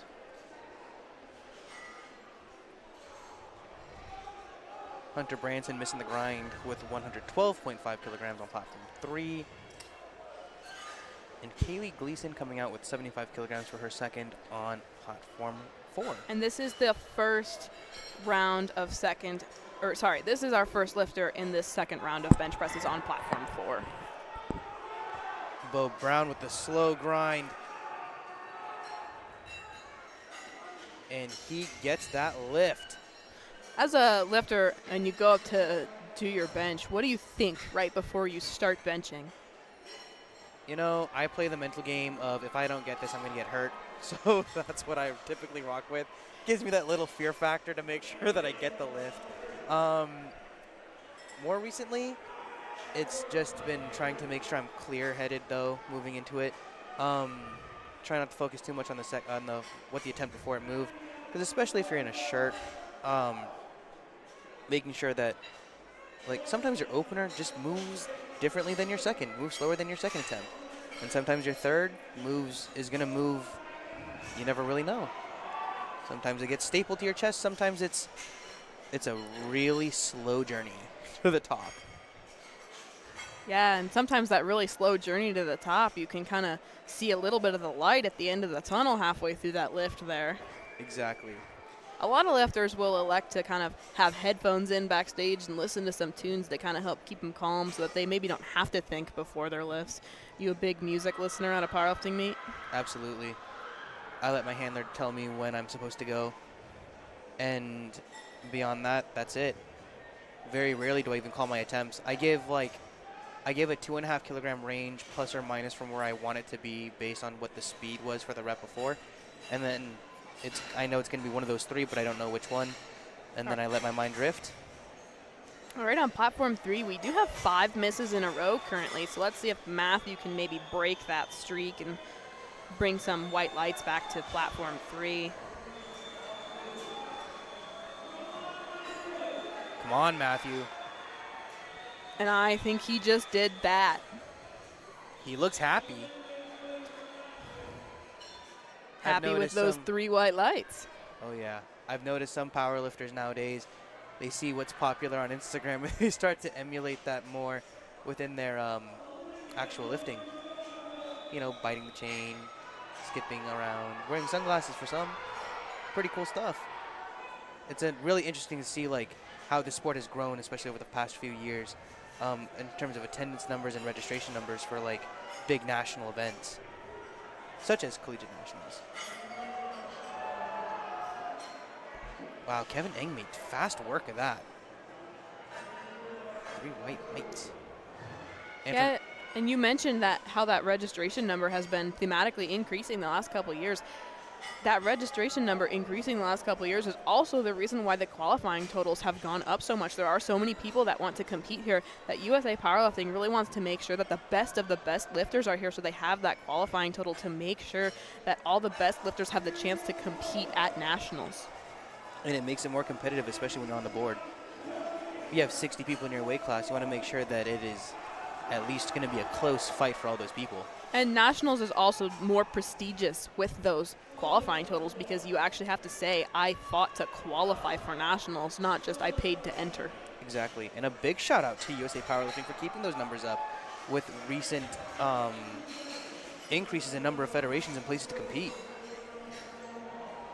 Yeah, I think USA Powerlifting does a good job of having competitions across different areas of the United States where they're easily accessible to lifters. They have a lot of local competitions and good places for people to start lifting. Mm-hmm. Lots of good opportunities to just have fun. Stephen Tran with his final attempt of 100 kilograms on platform number 1. And Alvin Brion is coming out for his second at 107.5. Ooh, Eric Kahn is scrapping. Fighting. Locks it out at the top, and he gets that rack command. Little uneven at the top, but he doesn't matter. 3 white lights. 3 white lights. No complaints. Alvin Brion is looking a little shaky going down. Rachel a little back and forth on the way up, but it's a good lift because she did not move downwards. Stephen Tran missed his third, but it's all good. We'll see him come back for deadlifts. Vincent Diaz, after missing his opener and retaking for a second, smoked it, coming out for 100 kilograms on his third attempt on platform number 1. I hear the crowd getting loud. Who's coming up? That kidding, crowd it's is Louisiana. getting loud for Louisiana Lafayette Raging Cajuns. on 4 Love it. with Ava Teagbend. She missed her opener. But we will see her groove that shirt, get it right, get it on her second. Let's take a look. And just a slight Unfortunately, misgroove no. again. It was better than the last one in Yes. terms of it was more controlled on the way down. I think it was in a better spot on her chest to get up. But unfortunately, when she started to go up with that, she also came forwards towards her head, causing the spotters to take that bar from her. Yeah, and back to those variables that we're talking about, especially in equipment, the tightness of your shirt, how your sleeves are rotated even matters when you're coming out to the platform. I don't know if a lot of people know that, but determining your sleeves, the angle, everything is a variable, especially to the groove of the shirt. Well, welcome. Go ahead. And I don't know if this was the case for her necessarily, but sometimes for those equipped athletes, if they came into the meet making a big weight cut and cutting weight to make their weight class, their shirt might fit them a little bit differently if they had to make a drastic cut just to make weight. So they might have trained on a shirt that felt a little bit tighter or was a little bit higher versus if they lose weight to make the category and be able to compete, that shirt might be a little bit looser or go on just a little bit farther down, and that can really mess up that rhythm. Absolutely, couldn't agree more.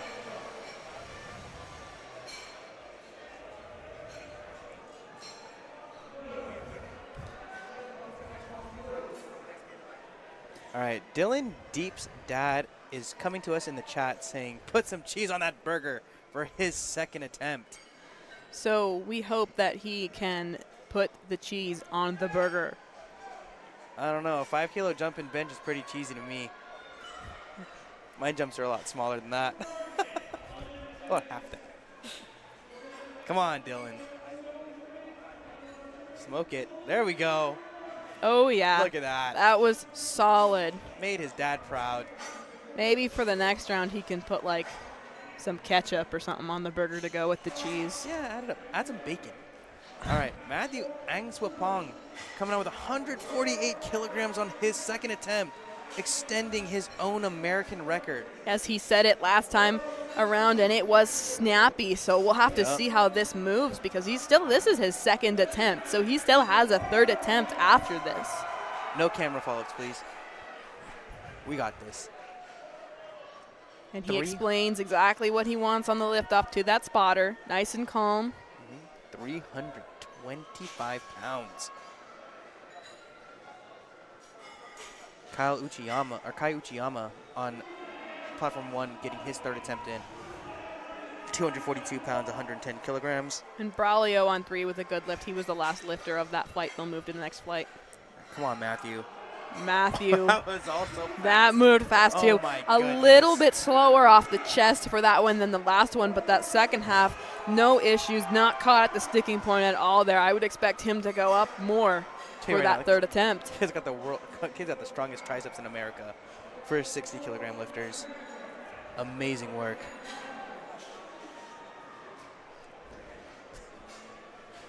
Dylan's dad would like everybody to know that he did not put enough cheese on last time, and he needs to put extra cheese on this time. So layer it on, Dylan. We'll have to see it when he comes back around. All right, back at the top of the order for platform number 2, on Bhattacharya with a 80 kilogram bench press for his third after missing it on second. Easy opener on 3. Yep, and David Hampton coming in to a 2-plate bench, 125 keys.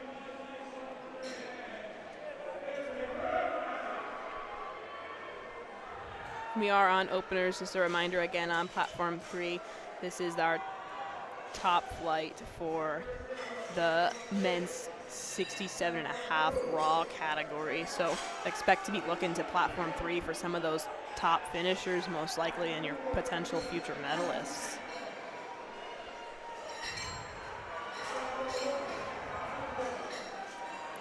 Ooh, Brandon Rivera made that opener look smooth.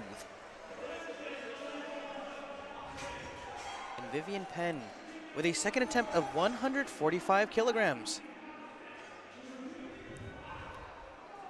That is not a small number. 319 pounds. Ooh, she's grinding, she's scrapping, she's got to lock it out. One arm before the other. We'll see what the judges say. And you'll note that she did open with a 105 there and made that jump. It was pointed out to me earlier that a lot of times if equipped lifters maybe have been struggling and training a little bit with getting that bench in, they may open their first attempt as raw and then move to that equipment for their second lift to add on those extra kilos, which explains that big jump. 88 pounds is massive. But Maggie Ridenauer coming out for her final attempt of 75 kilograms. She missed her opener, she missed her second. Hopefully they got that shirt groove just right this time for her. Everybody get behind Maggie so she can get out of this hole. She has received the lift off. Come on, Maggie. Show us what you're made of now. Oh yes. Man. That was by far the best. She's still on the board. We love to see it. Strong mental game there after having two completely failed lifts on the first two, not just a command or a pause issue, but the two missed grooves on the first lift that can really get into your head. So it's amazing that she was able to come back and fight for that third one and get it and make it look that easy as well. Mm-hmm.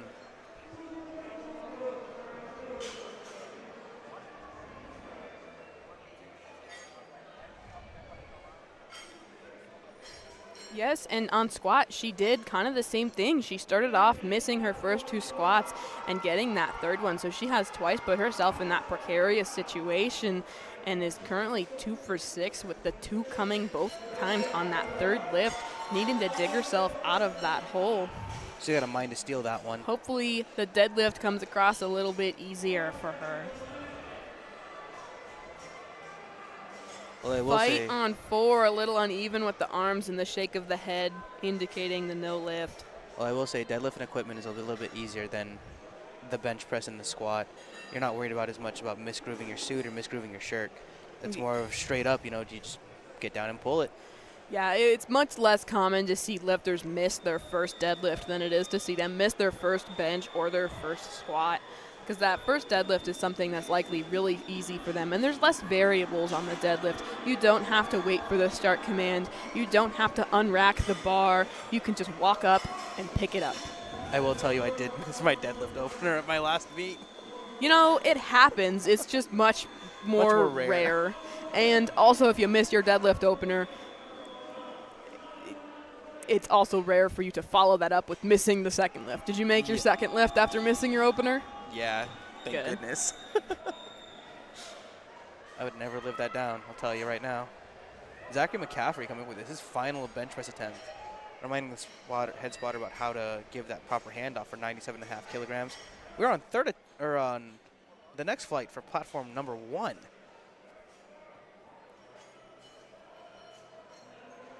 Ian making the easy work of that. Dylan Tran up next with 97.5 kilograms.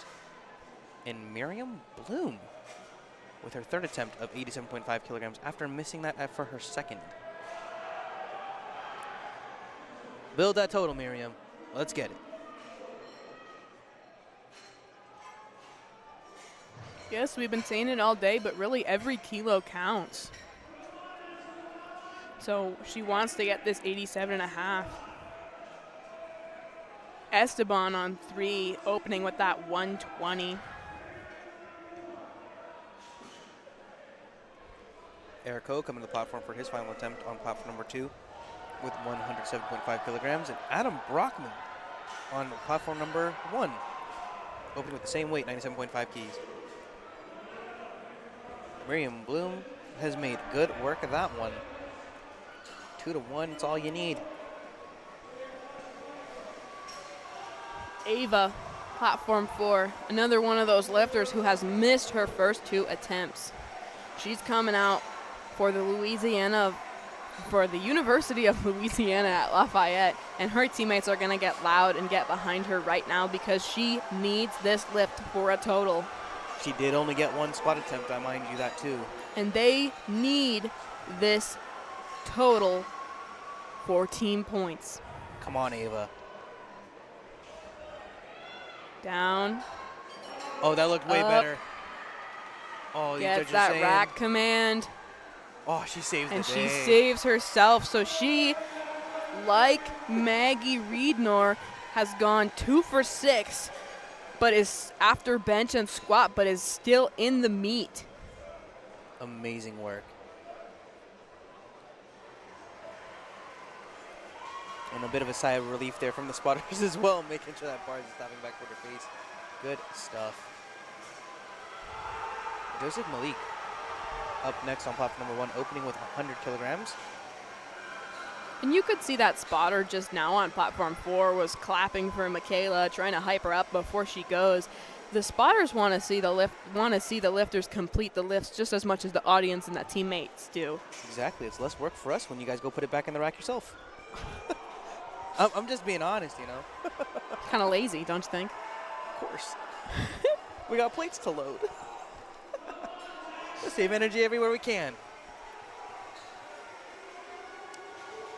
All right, next up on 4, we have Rachel. Rachel did go 3 for 3 on squat and has made her first 2 bench attempts. Can she continue that hot streak with her 100-kilo bench? I'll tell you right now, going 3 for 3 in any event in equipment is something to pop a bottle of champagne over.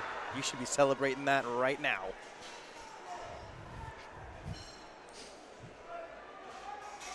And if she goes 9 for 9, she could better go buy a lottery ticket.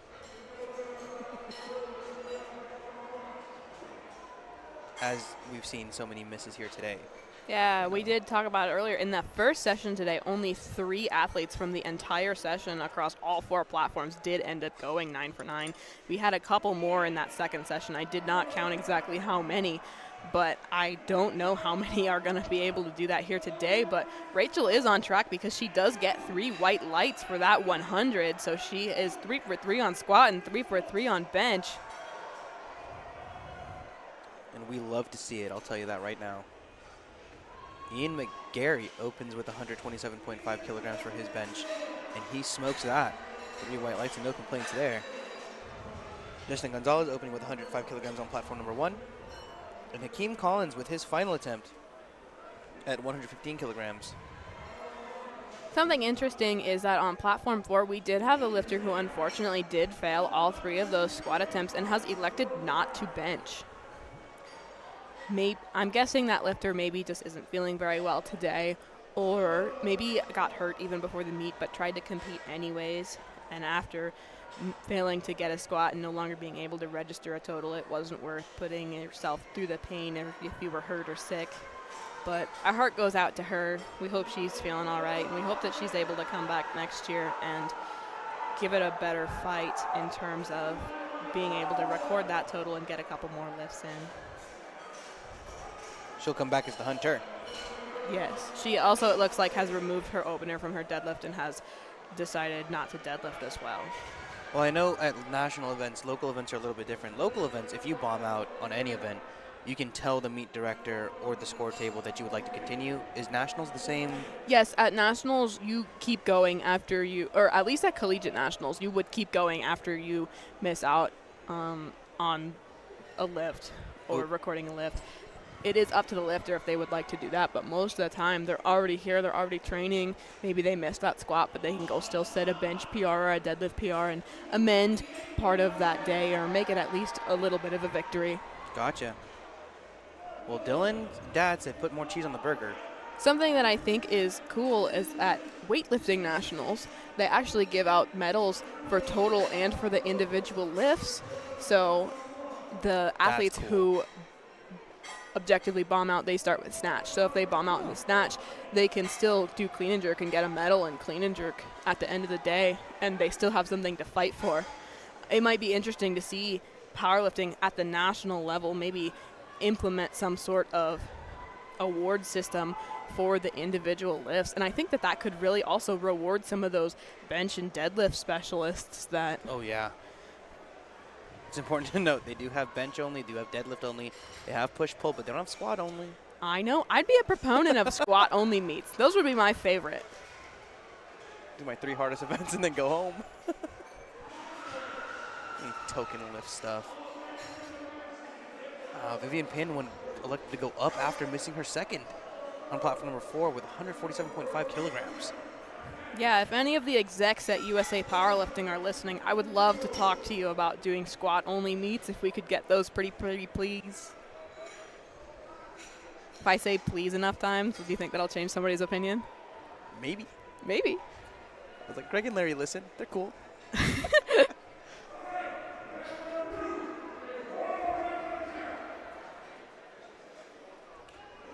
Back to platform number 2 with Matthew Angiswapong. Went for a 2.5 for Nick for a solid opener on platform 3. He's looking to extend his American record to 152 kilograms. As he has gone up 4 kilos on platform 2, so That's it did move jump. fast on last time, not quite as fast as the first one, so he took a little bit of a smaller jump, but 4 kilos is still a pretty big jump for bench, especially extending an American record like he is, so let's see it.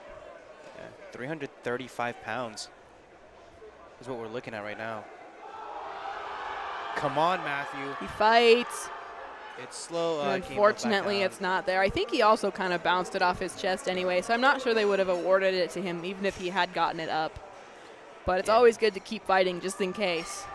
I mean, to be fair, he still set that record by more than 80 pounds. Yes, and he said it twice. He said it on his opener and his second lift. The third lift would have just been that cherry on top, but he got the milkshake and the whipped cream already, so. Walking away with number 1 in the country is not bad. But it is important to remember that when you do set an American record in a squat or a deadlift or a bench, it only matters if you get the total. You can't bomb out on deads just because you got the record, unless you did elect bench only or push-pull. I do believe that if you set the record on the bench, that record would stand if you did not get a deadlift counted, but you just wouldn't get an award at the end of the meet for overall placement. Oh, interesting. I could be incorrect on that. Well, either way, Matthew's going home with number 1 in the country right now. Yeah, and I expect that he'll get a deadlift, so that shouldn't be an issue. All he has to do is pull the bar. Yeah. Sean Patota makes easy work of that 110 kilograms, and he's happy about it. He must be excited. It'll be interesting to see what place Matthew is sitting in going into the deadlifts on that platform, too. While you're looking at that, we're starting openers now on platform number 4 for the next flight. Reagan Barons with a opener of 72.5 kilograms. And Hee Kui from University of Houston opening with 120 kilograms on his platform as well, platform number 1. So Matthew, after bench, is currently forecasted in 6th place, despite setting that American record by so much. The guys in that 60-kilo weight class are all so incredibly close to each other. The qualifying totals are tight. And it is going to be tough to get on that medal stand. But he has set himself up in a good position in 6th to maybe set a good total. It is worth noting that he is in that first flight on that platform, so he will complete his deadlifts before those top-seeded lifters begin their deadlifts. So they will know exactly what they need to do to pass him for the medal stand. So he is at a little bit of a disadvantage, having been placed in that earlier flight. But the placements in that earlier flight were earned by qualifying totals coming into the meet. So it is fair that he is in that flight. But he will be attempting to just hopefully put up a deadlift number that maybe somebody else can't quite pass. Juan Torres with an easy opener of his at Texas A&M.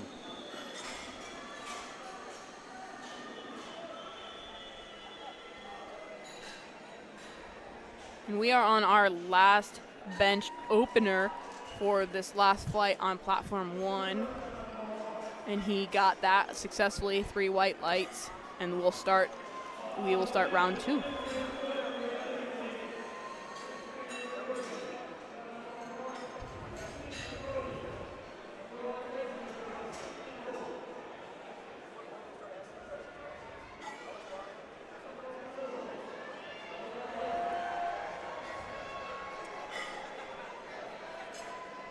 Landon Longoria, second attempt of 120 kilograms. Slow grind.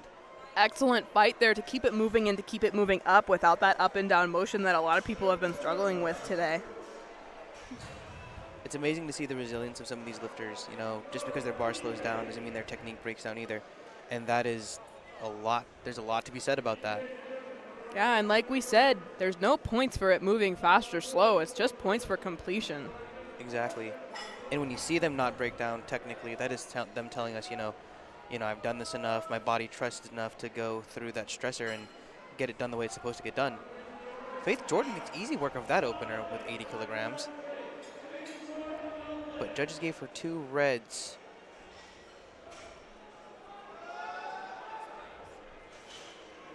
Diego Pinello misses in his second for 95 kilograms, and EJ Gege getting his second opener at 95 kilograms on platform number 2. And unfortunately, on platform 1, it was a no lift.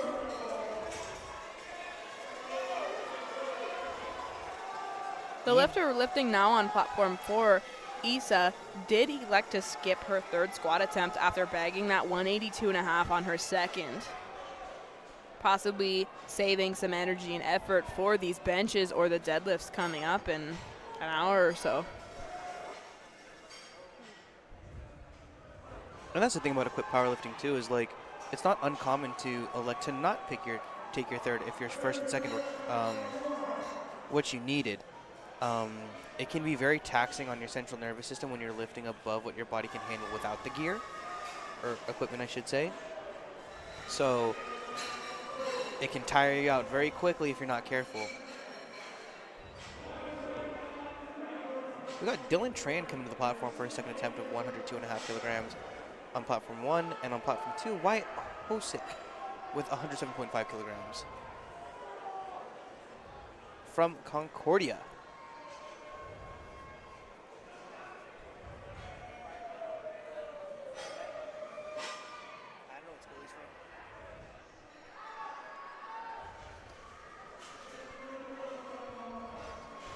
Philip Blaze making easy work of that 127.5 kilograms second attempt. And from Wyatt UAB. made that also look very nice with that close grip bench.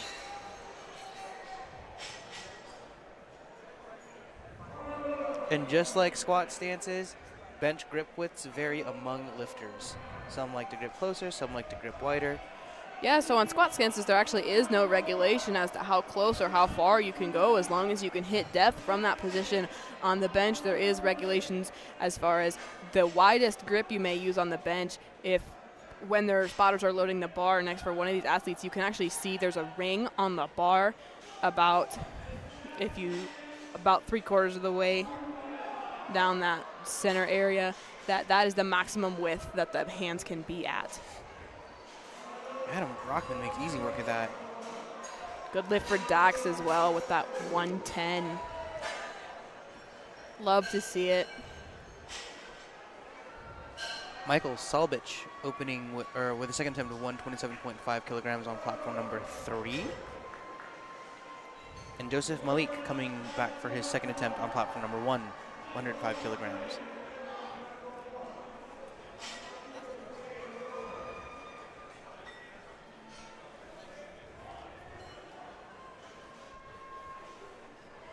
Lauren with her opener makes it look easy. 3 white lights for her. She has earned 3 white lights. Joseph Malik makes swift work of that one. And we do have 2 athletes left with their openers on platform 4 before we move to the second attempts. Gabe Arroyo on platform 2 with a self-lift off with 117.5 kilograms, excuse me. Yeah. Super easy. I think most of the lifters would be able to do any of their bench attempts with a lift off by themselves. It just makes it a little bit harder. Having that spotter do that lift off just conserves a little bit of energy and helps make sure that the lifter can start from their ideal start position. Sometimes in order to unrack that bar, you might have to move out of that start position. Exactly. But for certain athletes who maybe bench with a little bit of a flatter back or a closer grip. It's easier to unrack the bar by yourselves than it is for those who choose to elect more of an arch and a wide grip just because of the way that they are positioned. Exactly. And I'm a big proponent of practice how you play. So if you don't take a lift off during training, you probably shouldn't take one from the platform. Yeah. Sebastian Garza making fast work of his opener at 120 kilograms. He's walking off the platform knowing he nailed that. Didn't even need to look at the lights. Sean Murray's coming up, opening with a 2-plate bench of his own. 275 pounds, 125 kilograms. From... Sean Murray's from Davenport University. That's a cool thing, too. There's a lot of these schools that I haven't heard of, and I'm learning about for the first time. It's pretty awesome. Davenport's got a good powerlifting team up there. They're in contention for some of those team awards and top team placements as well. All right.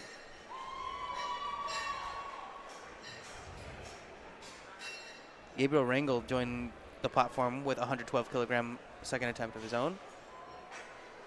And Danielle McIntyre opened with 100 kilograms. Little stall there, push through it. Chief referee did give one for downward motion, but 2-to-1's a good lift. Yeah, and you'll notice that she just elected to do her bench with her belt on. Certain lifters will elect to do that. It is completely up to the lifter. I think it is more common for the men sometimes to wear their belts on their benches just for that extra bracing. I think a lot of times that might just have to do with the setup, is that women commonly more use the arch a little bit, maybe a little bit more flexible in the backs, so that bench can prevent some of that arch. But if you have a flatter back, that belt on the bench can help be a reminder to just brace properly for the lift. And I will say, too, I use my belt to hold my shirt in place. Yeah, I think it's also more common for the equipped lifters to hold things in the right spot. Absolutely. Sometimes you'll see people walk out with what they call a bench belt, basically, where it's just an inch instead of the regular belt. So it's just thinner to not restrict that movement.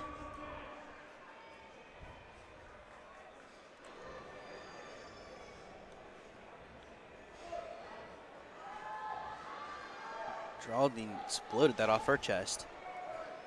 Easy with the 110 on 4, yeah. Ari Whittam on platform 3 with a second attempt of 145 kilograms. Smoked that. And Ray Cedino from Davenport. Bring it in, buddy. Let's go. Open with 2 plates. You called it. You got it. Easy work. Looks like our platform 3 athletes have thus far today been our most successful in terms of hitting lifts. They have the least red lights on their LiftingCast of all 4 platforms. Just kind of, like we said, it's a little bit contagious in powerlifting. Sometimes you make a lift, and that encourages the person after you to want it that much more and go out there and hit their lift too.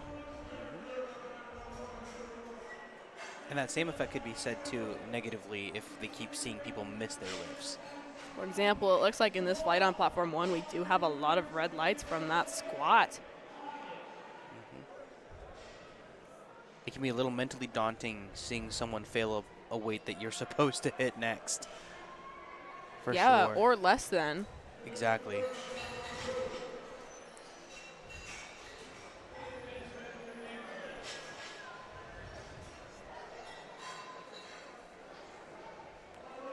Platform 4, we're going to welcome back Bailey O'Sullivan with 75 kilograms on her second attempt for bench press. And on platform number 1, Tyler Chang is about to hit his second attempt at 115 kilograms. Come on, Tyler, put some weight on the bar, buddy. That was too fast. Speedy benches belong in the warm-up room. Thank you. Brandon Rivera with his final attempt of 110 kilograms. For Friends University. Quick descent, fight for it. The bar started going back down just a little bit. And just like we talked about earlier, you know, that downward motion rule, the moment we see that bar as spotters and loaders go back down a little bit, we're grabbing it for the safety of you as a lifter. So definitely agree with that for the safety reason as to having that blue light. Joseph Hernandez, welcome to the, Juan Torres Alvarez, welcome to the platform for your second attempt at 92.5 kilograms. And Andrew Mucina hitting his second attempt on platform 1. little slow. Interesting fun fact about Juan Torres Alvarez, he actually was a medalist last year. He got 5th place. Wow. And this year, he's looking to hopefully return to that medal podium because he also had the 5th highest qualifying total. Wow. With a 5:15, so we'll have to see if he can hit that today. I wonder if maybe he might be a little bit of, well, he did struggle with that squat, having to hit that 3rd attempt after missing his first 2, so he's missing some kilos there. But I wonder if maybe he's a little bit of a good example of a deadlift specialist where he might come into the end with a lower total but be able to pull for some of that top placement to get that big qualifying total matched. Absolutely. And a lot of times we do see, you know, some of those dark horse lifters come in through deadlifts and just pull something absolutely amazing to make that total well-rounded and as big as they can.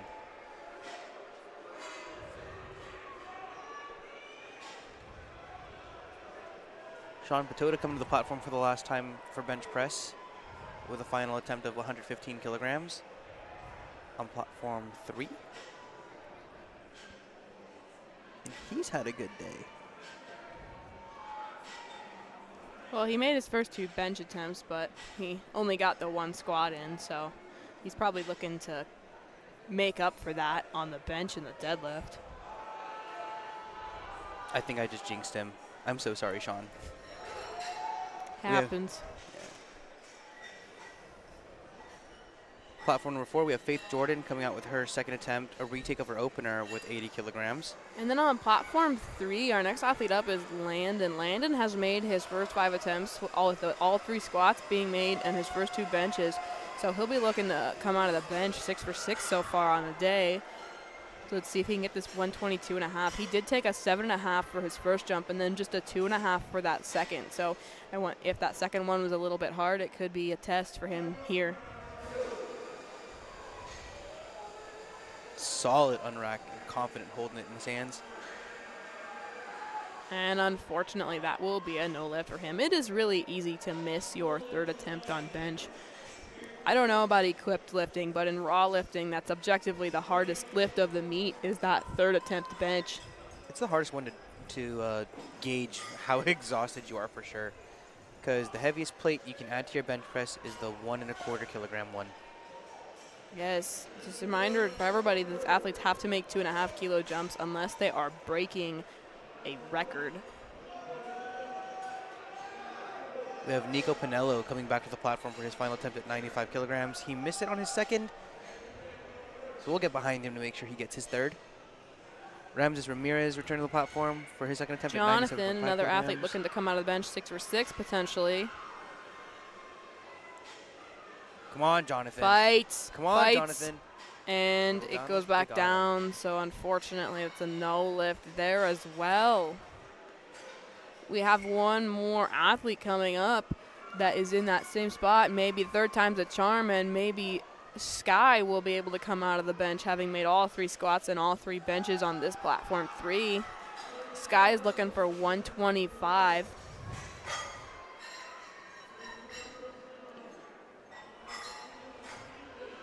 He's been having an amazing day.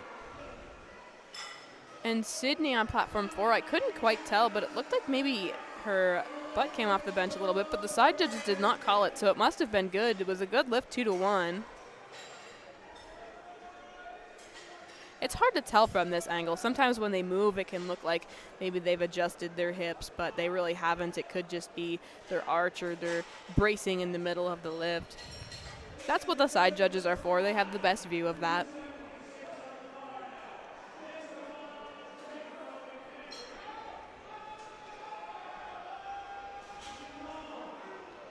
Sky, woo, that bar is loaded for you, buddy.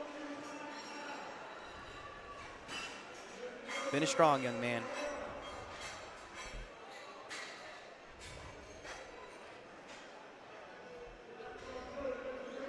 EJ Gege smokes his 2nd attempt, 100 kilograms. Easy work for him on platform 2. And platform 1, Dylan Tran hoping to redeem himself with a 3rd attempt, or repeat of his 2nd attempt, 102.5 kilograms.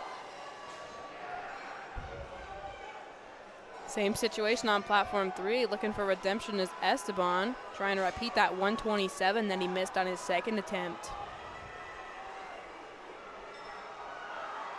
And Denise looking for a 95 on platform 4. That's a good chunk, over 200 pounds. Dylan had a grind. He's clapping. He got it. We'll see if Esteban can make that same result.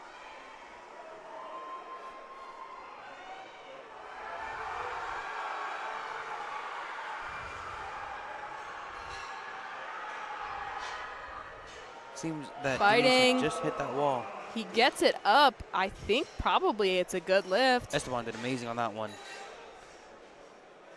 No complaints from the judges there. You see him kind of walking off, holding his back. Sometimes when you have to fight really hard on bench and brace and have such a long lift like that where it is a slower extended lift and you're just under that bar for more time, that tension can kind of just cause maybe a little bit of like cramping more so than an actual injury. Absolutely. Or it could just be lingering soreness as well, but we'll have to see if that affects his deadlifts at all. Maybe he needs some element. 100 milligrams of sodium, 200 milligrams of potassium, and 60 milligrams of magnesium, keeping you hydrated and cramp-free when you get those tight muscles during those lifts. Good plug right there for one of our sponsors. We would like to thank them for sponsoring us here at Collegiate Nationals.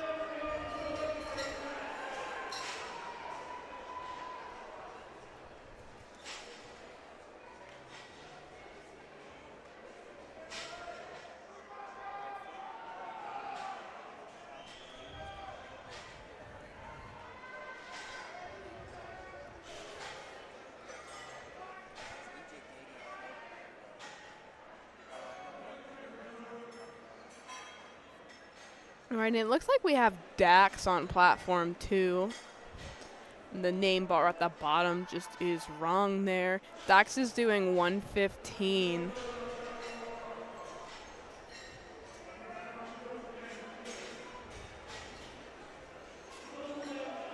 Come on, Dax. Fight. And unfortunately, not today on that for Dax, but he will try that one again on the next lift. Likely the same amount of weight there. Up next on platform 4, we have Danielle McIntyre. So far, she's gone 3 for 3 in the squat. She's got her opener at 100 kilograms for bench, and she's on a 105 right now. She made light work of that. Gabe, platform 2, looking to make his second bench attempt. He jumped 5 kilos from 117.5. He looks to be having a good day so far.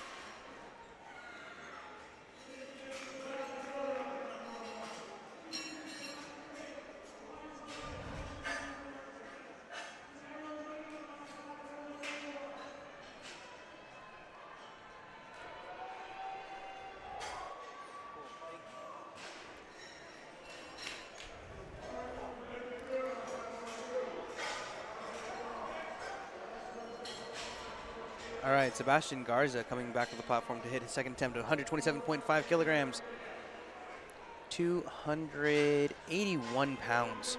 Yeah, and that 127.5 plus that 207.5 squat that he recorded will give him a nice subtotal, moving on, potentially even adding more on the third lift, and then moving into the deadlifts. And Geraldine Tofola from University of Texas, Austin. Slow grind on her bench, but she got it. 3-way lights. And Sebastian on 2 was part of a tie in terms of qualifying totals for the third place qualifying total. Sebastian and Gabe were both had a 532.5 coming in. That makes for an exciting meet. He made that look so easy. He's not even going to look at the board because he knows he's going to get it.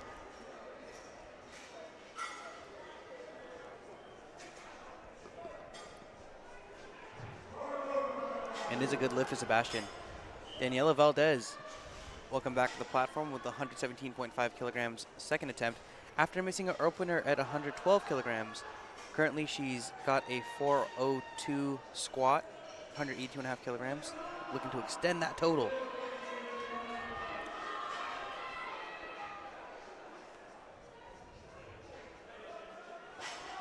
She got that start command.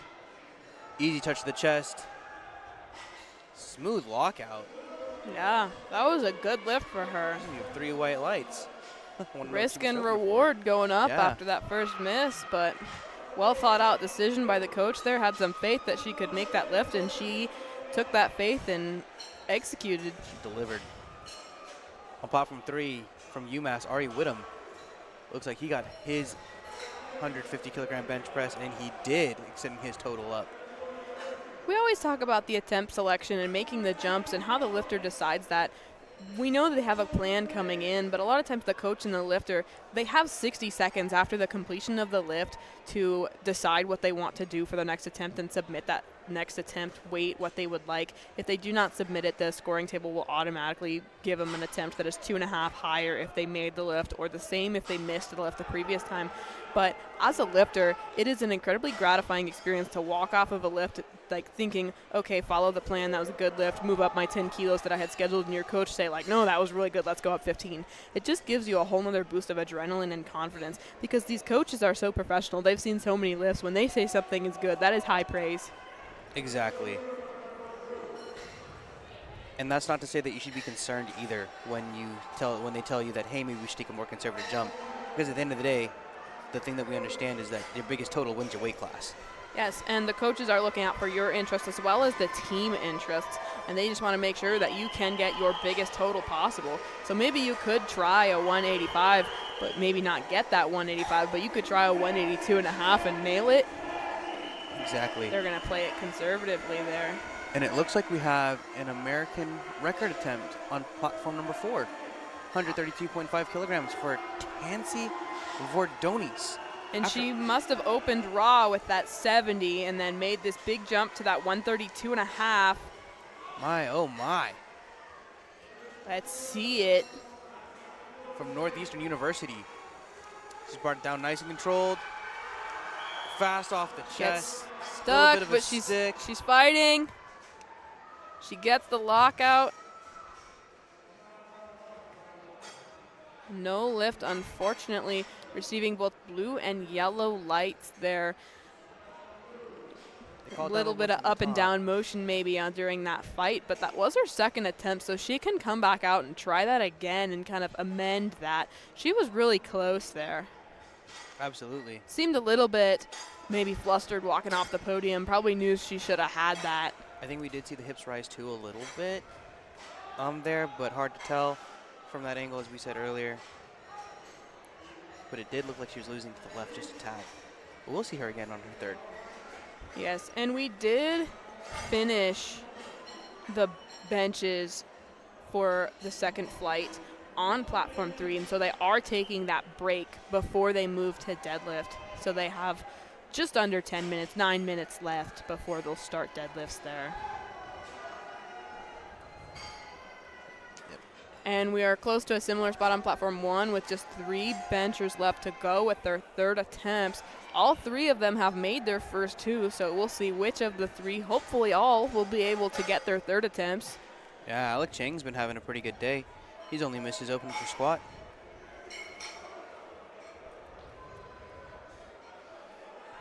It's off his chest. It came up quick. Yeah, and he fought through that. I think he fought through that pretty cleanly. Good effort there for 3 white lights for Alec. I think I saw him skip off the platform. He must be happy.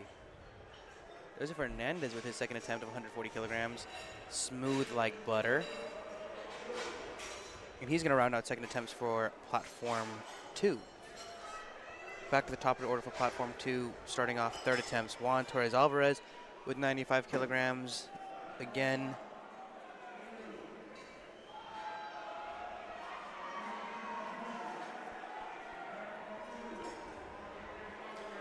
And you'll see that Glentarius Brown has elected to skip that third bench after making the first 2, likely just conserving energy for that deadlift. It does look like he has a little bit higher of a deadlift than some of the people he's going against, so maybe he just wants that extra energy and that advantage.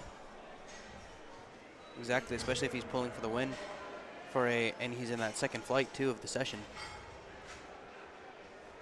Reagan Behrens with her third attempt for platform number 4, University of Nebraska.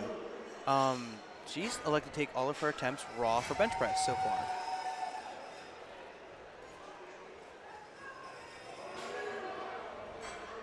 Slow grind up, punching That it through. ought to be a good lift. Amazing work. She's happy about that. Yeah, and she lifts with a very flat back position, which isn't as common anymore, but is super respectable. Close grip as well. Yeah, got a kind of traditional bench style there. And Brady Collins smoked his third on platform number 1 with 135 kilograms. Up next on platform number 3, we're going back to deadlifts. Or platform number 1, I mean. We're getting the bar loaded for deadlifts. Platform number 2, we have Ramses Ramirez coming up with his final attempt of 102.5 kilograms, 226 pounds. And on both platforms, 2 and 4, we are on those third and final bench press attempts. Really slow for Janelle, but she is fighting and she locks that out. That ought to be a good lift, and she earns 3 white lights for it. Amazing work for her. Alrighty. On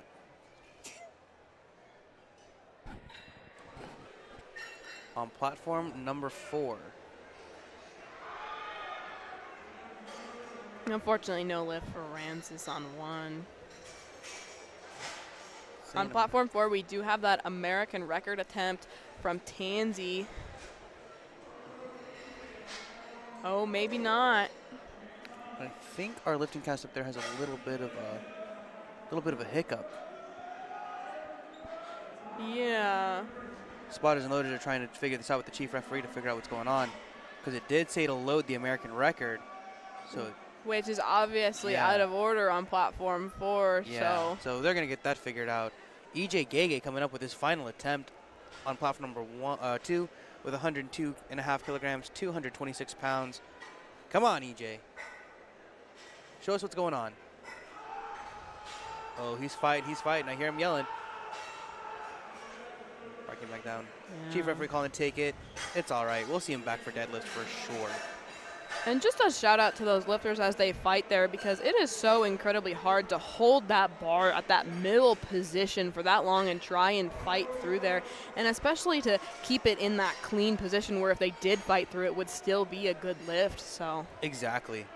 We got Wyatt stepping up here on 2 for 115. From Concordia University.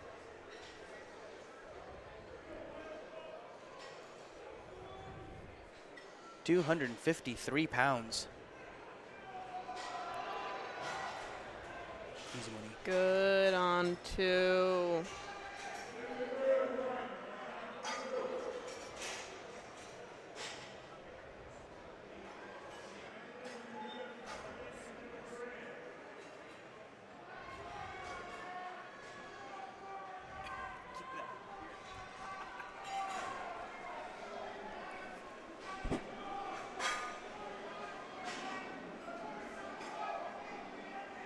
Seems to have a little bit of drama here.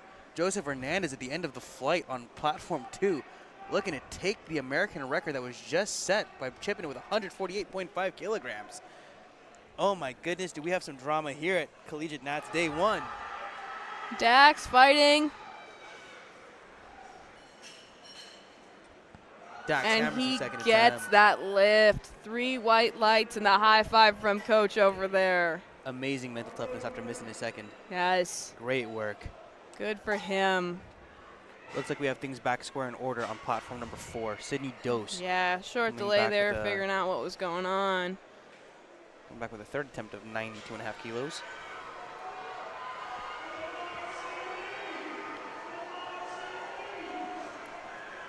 Gilbert Perez back on platform 2 with his final attempt of 117.5 kilograms. And I will tell you guys, ladies and gentlemen, the energy here is unreal as we are seeing these lifters' final attempts. Their crowds, their schools, their teams really coming out here and just cheering them on. There's no place like it.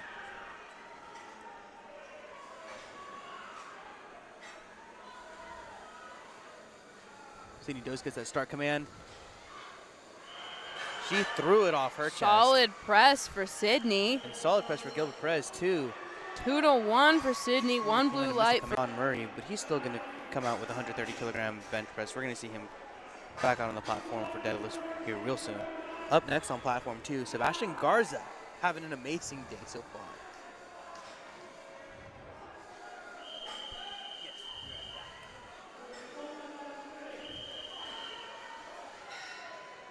Madison. Bar is unracked. Come on, Madison. She lowers it, stretches out that shirt. Go, go, go. Scrap, scrap, scrap, scrap, scrap. She gets it up, locks it out. 2-1, unfortunately, no lift with those 2 blue lights for the up and down motion. The tough call was right there. Unfortunately, that means that she has not recorded a bench and will not record a total today. However, she should be very proud of making all 3 of her squats and recording that 160, which is an impressive number. Absolutely. Davis Bourgeois making easy work of that first deadlift to 202.5 kilograms. On platform number 2, we still have Chase Chapa coming out with his 3rd attempt for bench press. Missed it on his 2nd. He's going to retake it for his 3rd. Denise with 100 on platform 4. Really nice and slow and steady on the way down. She's scrapping for it on the way up. And unfortunately just falls back down. Meanwhile, Chase Chapa fell just off the chest. And that's all good. We'll see him back here on the platform for deadlifts. All right, up next on platform 2 for his final bench press of the day, Lachlan Ho, 135 kilograms. He's got his opener. He nailed his 2nd. From Harvard.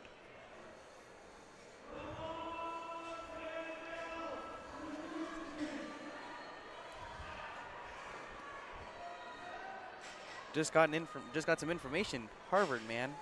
High SAT score. Amazing. Amazing work. All right, Lachlan. Now it's time for you to get this bench press, buddy. Austin Ha made easy work of that 205-kilogram deadlift. I'm telling you, openers are flying like worms on platform 3. And Danielle McIntyre on platform 4, slow grind, but she looks like she got that lift. Judges are going to agree, 3 whites. Looks like Lachlan is going to cut it close on time here. I don't think he's going to make it out in time to do this bench attempt. No kidding. 3, 2, 1. All right, so unfortunately that is a timeout and will be a no lift.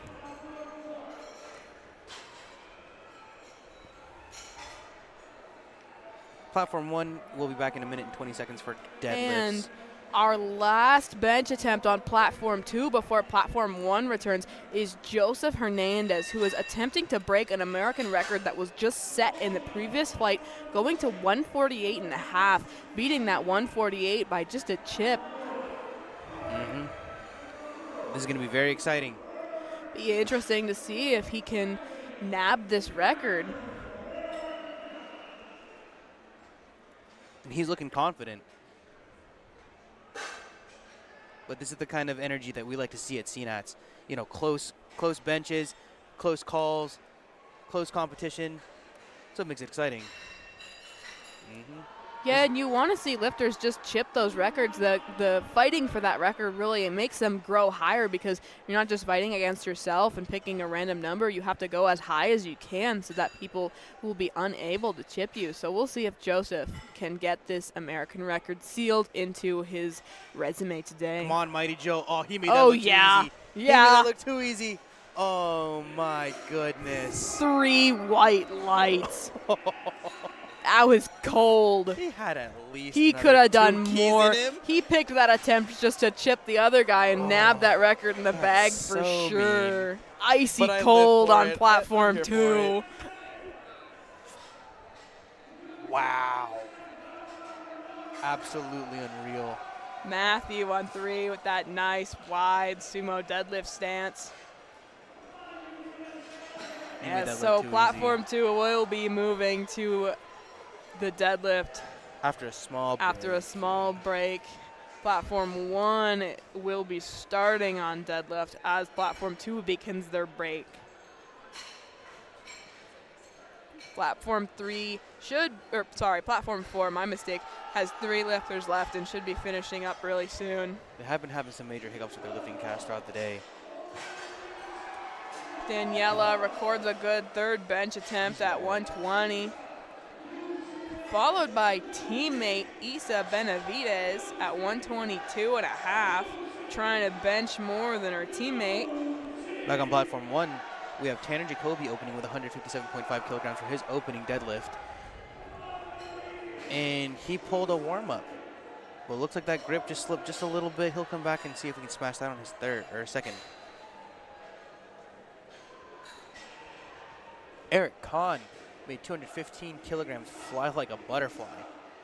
Easy money on Platform 3. And on Platform 4, Isa Benavides,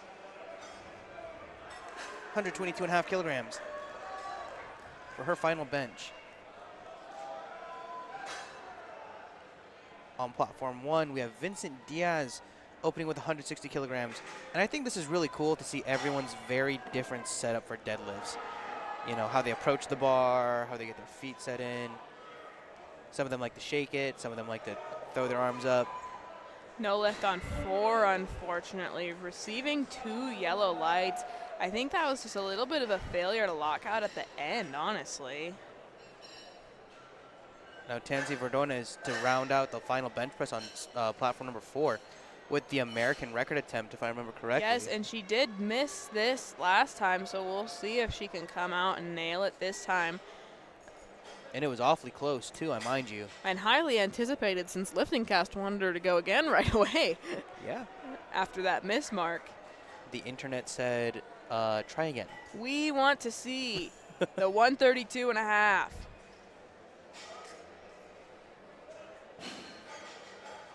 Cody Hyun on Platform number 1 gets 2-1 for some downward motion. Up next, Kai Uchiyama opening with 175 kilograms, 385 pounds. Swift 215 for Uriel on 3. I don't know if y'all can hear this, but the crowd's cheering for Tansy Verdones, hoping she gets this last and final attempt. Trying to get that American record, and it would be incredible for her to come back and get this after missing it on her second attempt.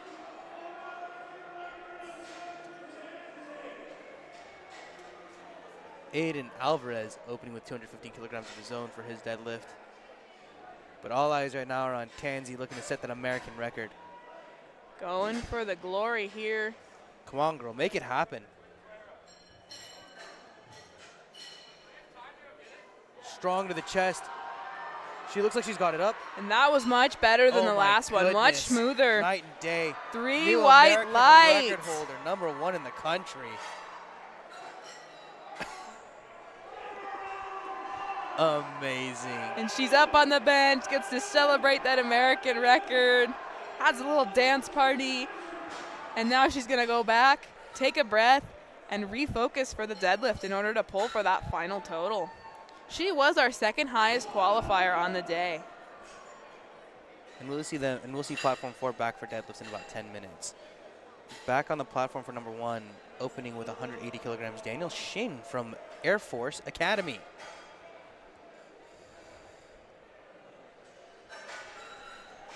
His bar is loaded. And his clock is running, and he is out there. Oh, we turn belt, around, he forgot his chalk, belt. He forgot something. I think he forgot his belt. I was like, he looked at his hands. He might have forgot a couple things. There we go. Yep. Belt was definitely there one of them. we go. And that's the thing, too, is like it's really interesting to see people pull without a belt. I mean, I know sometimes technically it does hurt if you're not used to pulling with one. Yeah. I was listening to a powerlifting podcast the other day, the Powerlifting and Power Ballads podcast. They had a Collegiate Nationals preview that I was listening to, and they were discussing about whether you should be able to pull your opener without your belt or not. The general consensus was yes. Absolutely. And they said that some athletes will be able to and some athletes won't be able to, but you probably could go out there and pull your opener without your belt. It might be a little bit harder without that belt to help with that bracing, but most athletes could do it. Well, I'll be honest, I don't even wear my belt that tight for deadlifts. Especially it's so restrictive.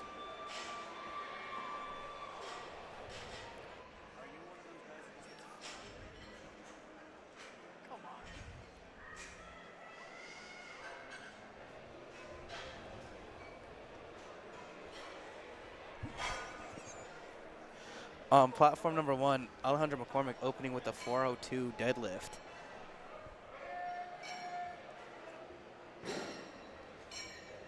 Man, I've seen a lot of deadlift openers over my years of spotting, loading, working powerlifting meets, and seeing and spectating, and that was so fast. That was debatably too easy. And he had the sassy belt flick to match. On platform number 3, Morgan Shelton from UCF with a second attempt of 215 kilograms. Getting himself psyched up and in the zone there. And David Hampton opening with 185 kilograms, 408 pounds.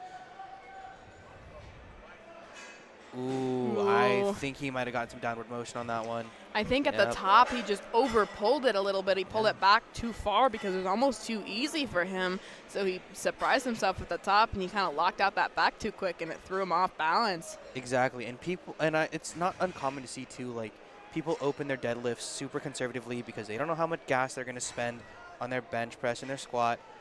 But sometimes, you get to change your opener if you really need to. Yeah. If it's moving fast in the warm-up, why not just jump it up a little bit? When you're moving so fast on that first deadlift, when you go out to pull your first deadlift, even though you know it's going to be easy, you almost want to treat it like it's going to be hard and pull it a little bit slower and just maintain that control over it to make sure that the deadlift gets technical points so that the lift can be recorded instead of just going for broke and pulling so fast. Because when you pull so fast, it can be hard to stop properly at the top and hold it till you get the down command from that head judge.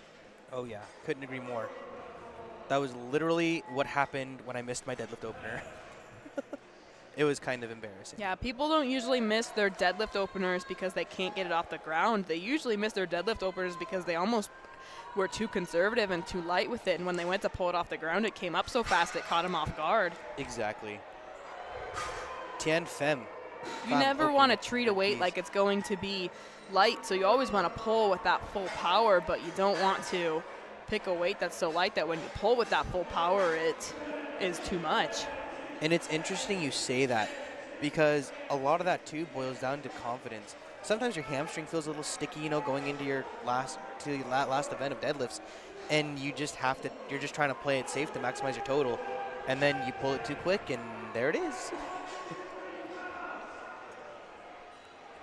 Stephen Tran from University of Houston opening with 200 kilograms, 441 pounds. And on platform 3, we are just in those first couple athletes on their second attempt of deadlift.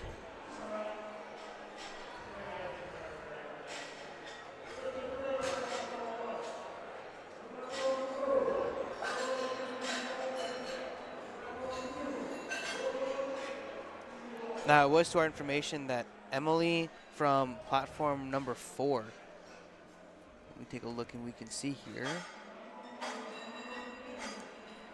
We did miss a big bench press from her. Give me just a second.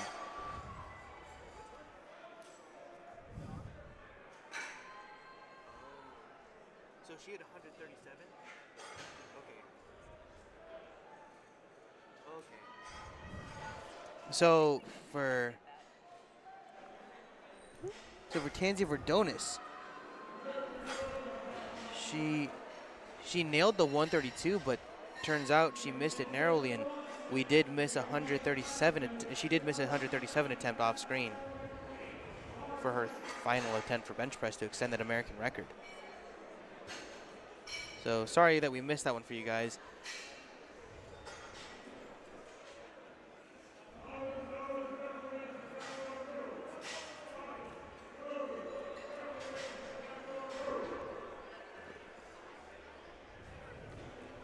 On platform number 3, we have Matthew Mancias opening, with a second attempt, of 222.5 kilos. Gathering his thoughts there.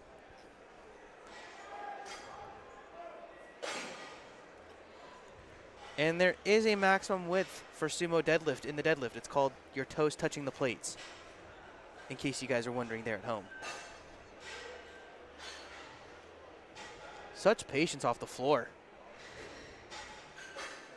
And you see that when he goes to put that bar down, because of that wide stance, he has to tuck his toes in order to not drop the bar on his foot. And as long as his heels don't leave the ground, it is a good lift.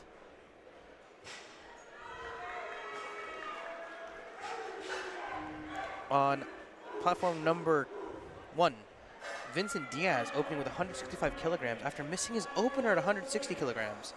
And on platform 2, we're going to welcome Jefferson Wynn,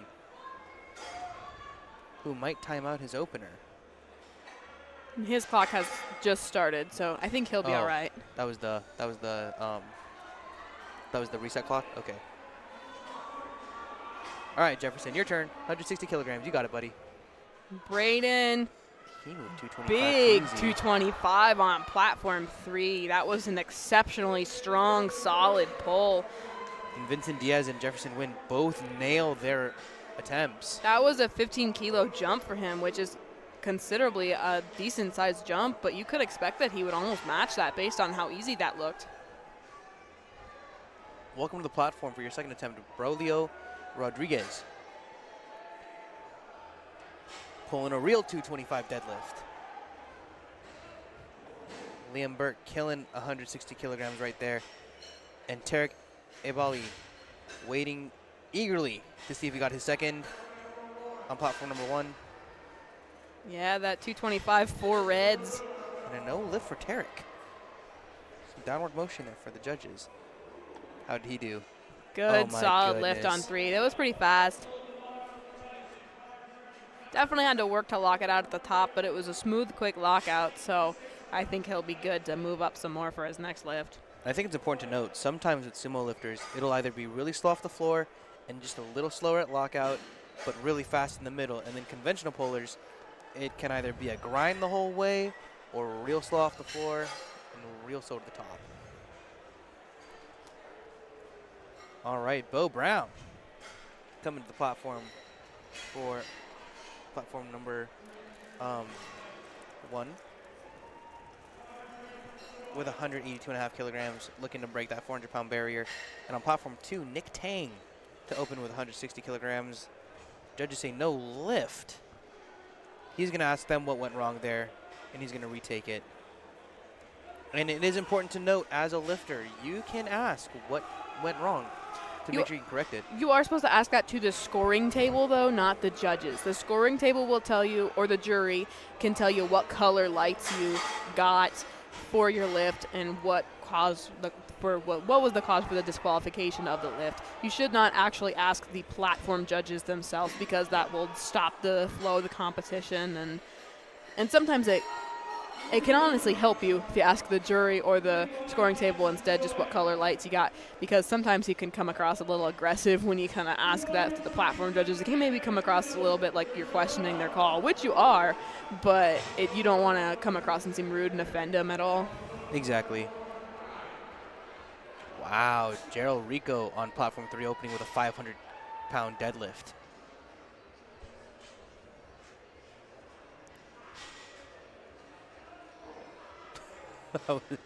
that was easy. Lightweight. And Kai Uchiyama on platform number 1, 2-to-1 no lift. We are 408. back on platform 2 at the deadlifts. Trucking along nicely there. A couple lifters in. Deadlifts always move the fastest when you're on the platform. Yeah? There's no rack heights and you get one command. And I think lifters on deadlift kind of have a little bit of adrenaline, so a lot of them will just kind of walk up to the bar right away and try and kind of get it over with so that they don't have to overthink it. Exactly. If I had to say there's an event that, oh, hold on.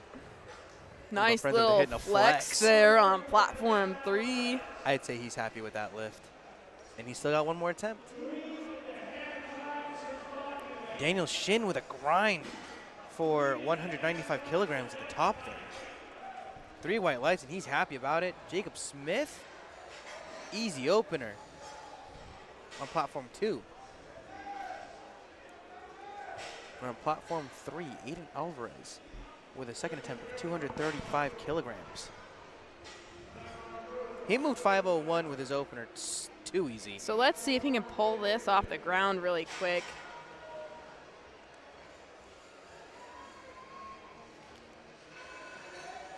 And it just really doesn't move off the floor, unfortunately. Sometimes in that sumo, like we talked about, it can just be really hard to get it to start coming off the floor. And sumo itself is such a technical movement. I'm not saying that there's no technique to conventional deadlifting, but sumo and conventional both are very, like, the movement as a whole, so ridiculously technical, especially as you're at these maximum level of weights. Yeah, I think that sumo probably is more technical than the conventional, just because you have to be so precise and even with it every time, because if you're a little bit off or a little bit different, you can fall forwards or backwards or just not even get that pull off the floor. Where in conventional, sometimes if you're a little bit off, you can correct mid-lift, but you don't have that option in sumo. Oh, and unfortunately, it looks like the grip came off. He kind of looks at his hand. Maybe he might have ripped his hand a little bit, potentially. I'll tell you, it's one of the most painful things is ripping a callus open on a sharp bar. David Hampton pulling 200 kilograms with style. Man, oh man, 3 white lights for him. I will say, I love seeing all the sassy belt flicks after a successful lift. Yes. See those Instagram videos where it's just belt flick Yeah. ASMR and they just flip it off, completion. And they try and stone cold the camera. It's glorious. Hunter Branson looking to pull. Oh, no, but it's that just stable to the floor 200 today. wasn't good the second time and it wasn't good the third. On platforms 1 and 2, platform 2, Brandon Almendarez opening with 175 kilograms, and he made light work of that. On platform number 1, Tank Wen with a second attempt of 207.5 kilograms. Notice the patience he has in wedging himself into the bar there. Quick descent, Oh, tough with it's the tough. lockout. And you will see the lifters also as they come out to deadlift, you notice that they all put on their fancy tall socks. That is required. They do have to wear the knee-high socks, and that's just to avoid the shins scraping on the bar, especially for those sumo lifters who pull a little bit closer. They're trying to avoid the shins scraping and just potentially blood getting on the bar. The socks just help solve that problem. It's an easy solution to make it more sanitary and more friendly for all the lifters. Man, we don't have to clean it every time. Keeps the meat moving. Yeah. Morgan Shelton coming back for his final attempt at 212.5 kilograms. He was unsuccessful on his second, but retaking it for his third. Yeah. And his opener was 202, and this is a 10-kilo jump from that opener, so he should probably be able to do it since it is within that 10 of his opener. Might have just gotten a bad pull on that second one, so we'll see if he can come out with some confidence and just kill it. Exactly. And Hakeem Collins opening with 175 kilograms. Bar looked like it was teeter-tottering a little bit at the top, but overall ridiculously fast and easy money for him. One of our spotters and loaders on platform 3, JP, was dancing in front of the camera. And just so for time awareness, we do have about 2.5 minutes until those deadlifts on platform 4 are going to get started, and we will rejoin that platform 4 live stream to our feed. Don't worry.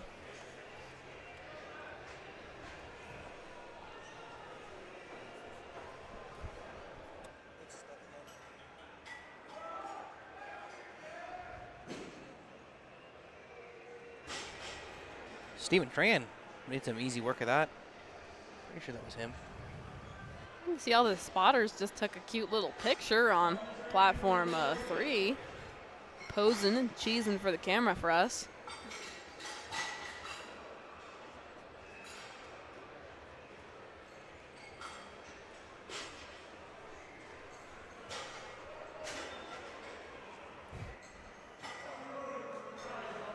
Ethan Werman on platform number 1 with a second attempt of 237.5 kilograms. He smoked his opener at 220.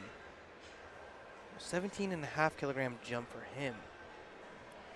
Yeah, and he is our last second attempt deadlifter for this flight for platform 1.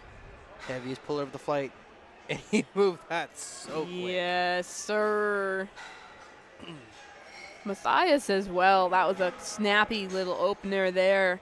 Expect he'll take a nice jump after that. So as we start to move to these third deadlifts, they are pulling for final placements. You're going to see the board maybe say that they're pulling up to a higher place. So this, for example, on platform 1, we have some athletes that are currently in second in the top 10, but are expected to finish more in that 20th range after the athletes from the other flights on the other platforms have completed some deadlifts. Of course, these athletes, when they put themselves in that second place position, the athletes from the other flights do have to outlift them to bump them down to their forecasted place on LiftingCast, but it is worth noting that they are an earlier flight and that there are athletes after them. So when they pull their third deadlifts, they are not actually pulling for final placements in terms of overall results, because athletes will go after them and they will move.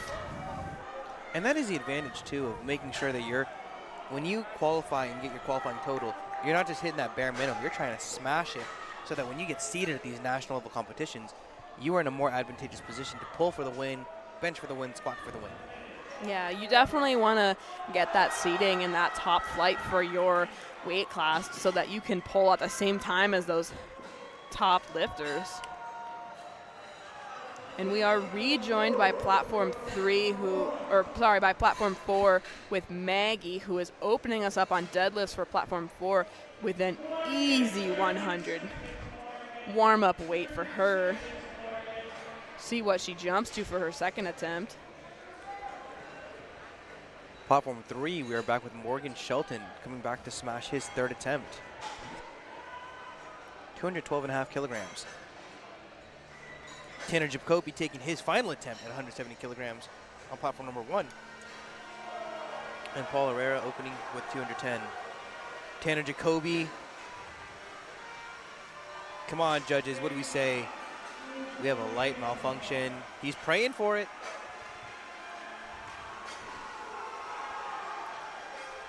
Good lift for Tanner. Good lift for Paul. And we got Nicholas on platform 3 trying to reattempt that 215 that he just unfortunately missed on that previous attempt. We'll see if maybe he can get a stronger pull off the ground for this one to get it able to lock it out at the top. Currently all the openers on platform 4 are looking like warm-ups. Come on, Nicholas. Pull, pull, pull, pull, pull, pull, pull. Up. Just get your hips and through. He locks that out at the top, and he waits for the down command very patiently. Good job. The lift is good, 2-1. Yeah, that center judge being a little picky there, but the side judges with that best view give the white lights for a good lift. More openers on platform 4 with Rachel at 112. And we have Cody Hune on platform number 1. Looking to final attempt of 177.5. And he moved that like an opener. What kind of trickery is this?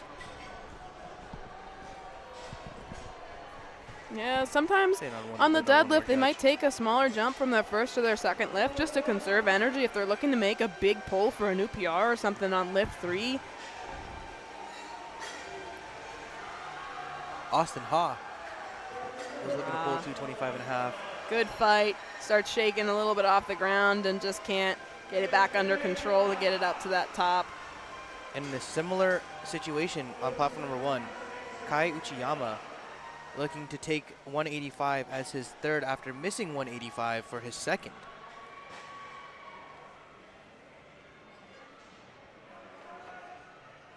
He's asking them spotters and loaders to the center of the bar. Yeah. And you can't ask them to do that, and usually they will honor your request. If we're nice enough. You say pretty please. Yeah. I'll slide my Venmo later. All right, Davis Bourgeois pulling 225 kilos on his last lift. Ah. Kai Uchiyama made swift work of that on the platform 1. He's Come on, fighting. Fight for it, Davis. Hold that bar. Yes. He got that smooth out at the top. It really slowed down. It almost stopped, but it did not go down. So that is a good lift for him. And those are the lifts that are exciting to see. And I mean, don't get me wrong. It's amazing to see someone pull something really fast. But when they grind to earn it and they get those 3 white lights, it's just such a cool thing to be a part of. Yeah. And cool thing to see. Commentating today and just watching in general, like, you kind of like to see that first attempt move really fast and be impressive and show that the athlete is there and present and confident. And then you like that second attempt to be more of a standard attempt kind of every day. And then that third attempt, you really like to see that athletes pick a weight that's hard for them. Exactly.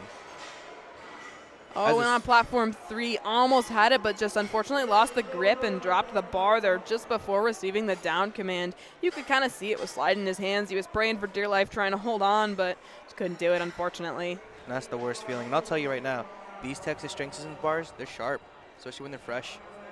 It's hard to hold on to for long periods of time. But, man, you get it just in your calluses just right, you can let go in that bar. Yeah. Brandon a little extra chalk on and... Absolutely. My favorite, though, is like when you get someone that pulls sumo and then someone that pulls conventional, someone that pulls sumo. You got to clean that bar so much because a lot of these lifters are using baby powder to help minimize that friction on their legs. Making sure that doesn't get in your hands with the next lifter. And Matthew Mancias looking to pull 235 kilograms of his own. Again, with that ultra wide stance, he's set up for that 235.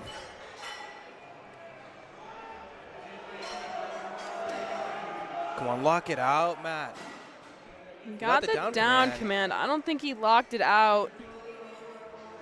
Yeah, unfortunately, he does get those red lights for not locking it out and the yellow light from the one judge. Same thing, kind of failure to complete that lift right there. I think he did a good job with being patient and pulling it off the ground. A lot of lifters will want it to come off the ground really right away, but you could really see him kind of start to pull the slack off that bar and then pull it from the ground after pulling the slack. Truly. That's one of the hardest parts about sumo is making sure you're patient enough to get that wedge correct. Keem Collins just made light work after missing his opener of 402 pounds at 182.5 kilograms. And on platform number 1, Daniel Shin from the Air Force Academy looking to pull his final attempt at 205 kilograms. 195 was a bit of a scrap for him. Yeah. Took a little bit of a smaller jump. He went from that 15 to that 10, but we'll see. Big wedge, big patience. Come on. Come on, lock it out, lock it out, lock it out. Oh, unfortunately, no. He just hops back to get out of the way of that bar. Kevin Eng joining the party at 185 kilograms from Pitt. 408 pounds. And on platform 4, Alexandria Licea, 160 kilograms, made that look so easy. Yeah. And she actually is a returning top 10 finisher from last year. Last year she got 10th at Nationals. Wow. So I'm not sure where she's looking to finish today, but we'll have to see if she can improve on that placement. Right now she is forecasted in 3rd, so that is a big improvement in the standings for her potentially. Well, these are those moments we live for, right? Yeah. You kind of get that top 10 and you get that experience, and then the next year you say, hey, I'm one of the top lifters. Like, I'm top 10 in the nation.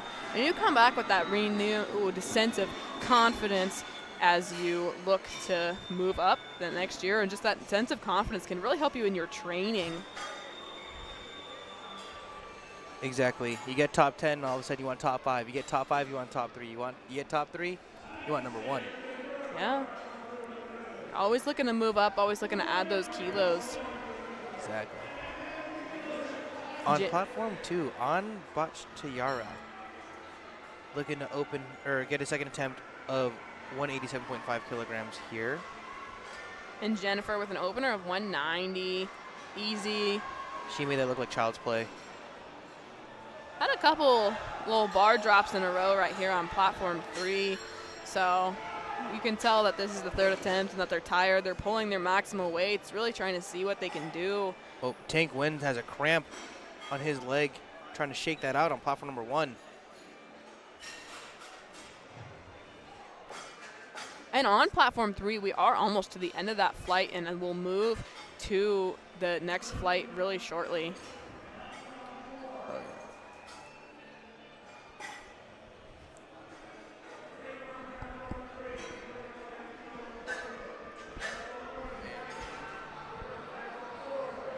Fight for Braden. Amazing work.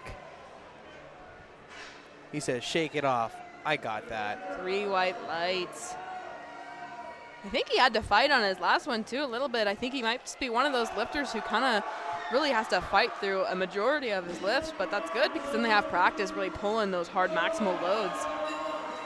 And I think that's interesting too, right? It's a good observation, is that there's lots of lifters who are explosive and fast, and then they gas out and can't grind through a lift, and there's lifters that are just slow, but they can scrap through anything.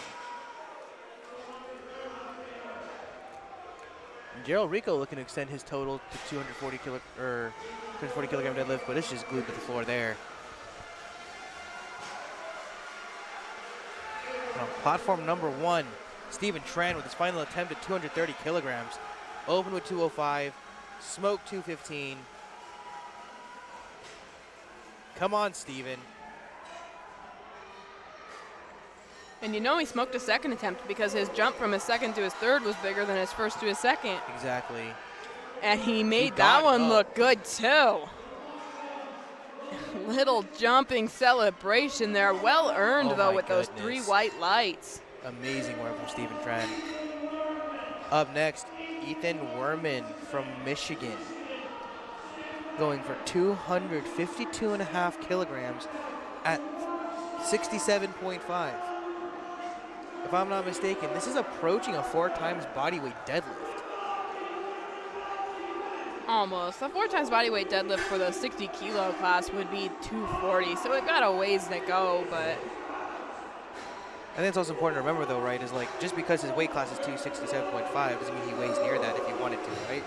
Yeah, but I think the next weight class down is a 56, so the smaller weight classes do have a less range in them. You get up to these bigger weight classes for the men and the women, and some of the men's are 15 kilo differences in the weight classes, and that's a good point. Some of the women's top weight class jumps are 10 kilos, but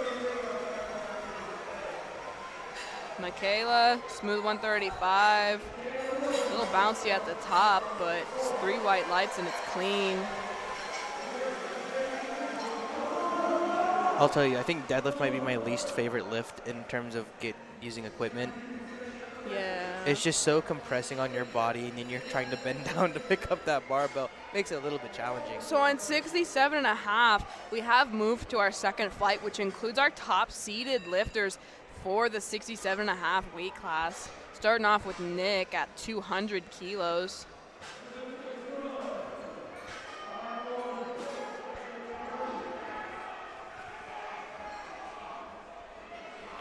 And he made that look easy.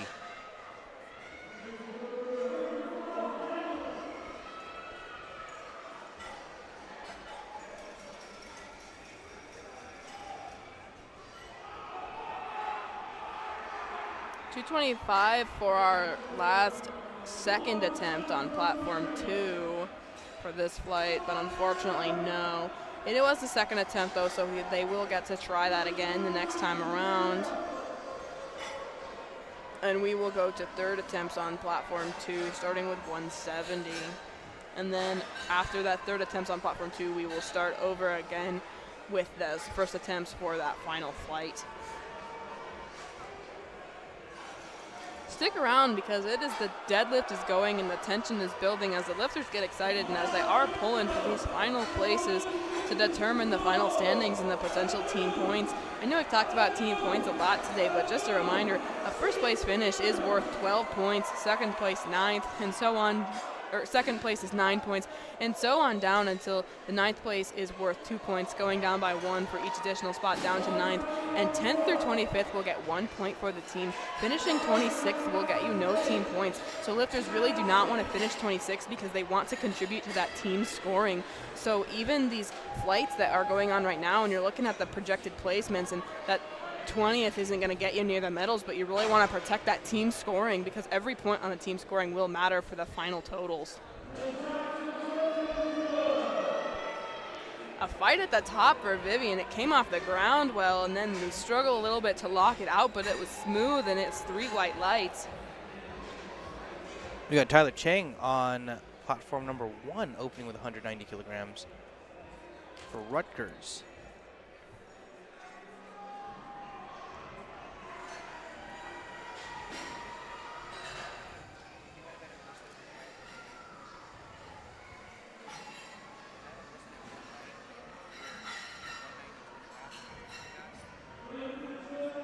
And on platform 3, you did just see, I believe, a 215 for Jonathan Judo, and now you're going to see a 217.5 for Brandon Rivera.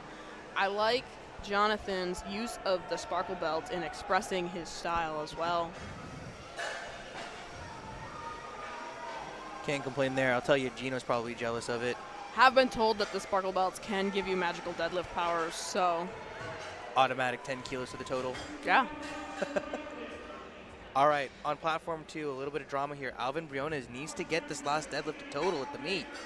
180 kilograms for his final attempt. If on platform 2 he can get this 180, he is forecasted 26. Got it up.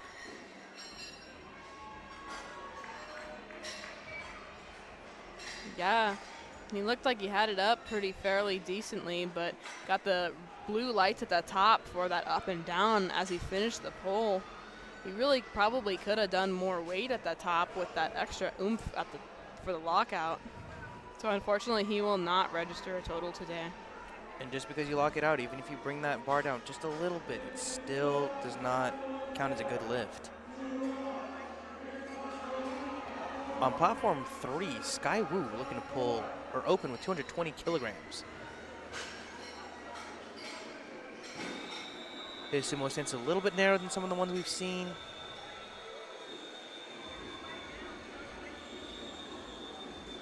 I think it's interesting that when he does his sumo, a lot of the sumo lifters point their toes outwards, but his are really straight forwards. So that's just a technical difference. And really, it's up to just how his alignments and his leverages are.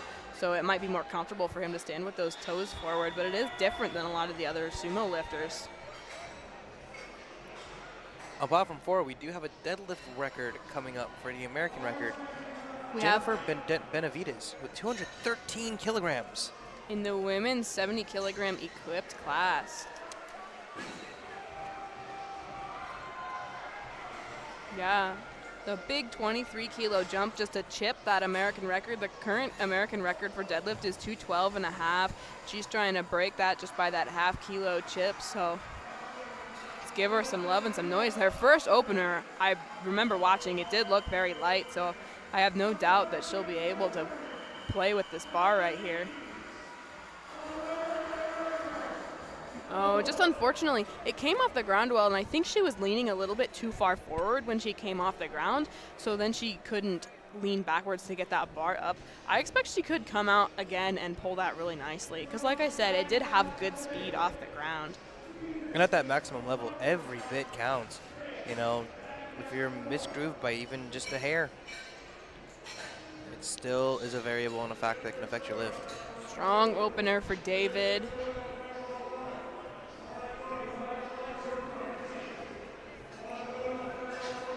Esteban Mallory opening with 230 kilograms on platform number 3. And Akeem Collins looking to pull his final deadlift to 190 on platform 2. He made that look so easy. Do I think he sandbagged his deadlifts? Possibly. But he still did really good. One heck of a day for Hakeem Collins. Strong conventional opener on platform 3 for Esteban.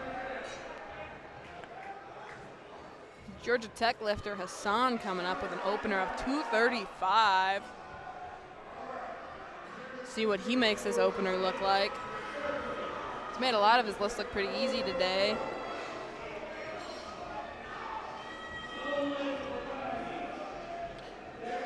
And opening with 210 kilos on platform 1, Gabriel Rango makes that look super easy. We have Ava for her final deadlift of 137.5, making that 300 mark on platform 4.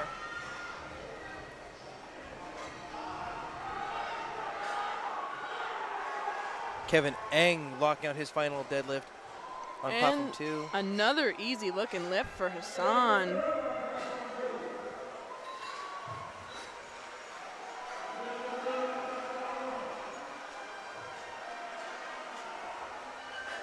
Think we'll see quite a few people pull above 600 plus today? I don't know.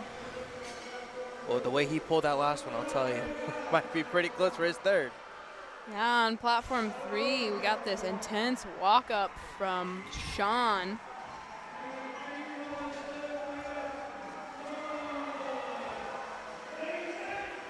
Nick Tang looking to lock out 195. He looks surprised. It moved really Gives a fast. thumbs It up. looked like there was maybe some support at the top, which is I think why he got that red light.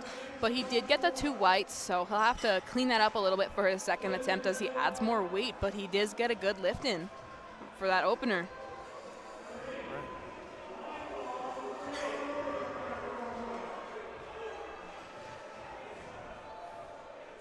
Sean Patoda looking to open with 237.5 kilograms. And unfortunately for Rachel, that 140 just couldn't get past the knees.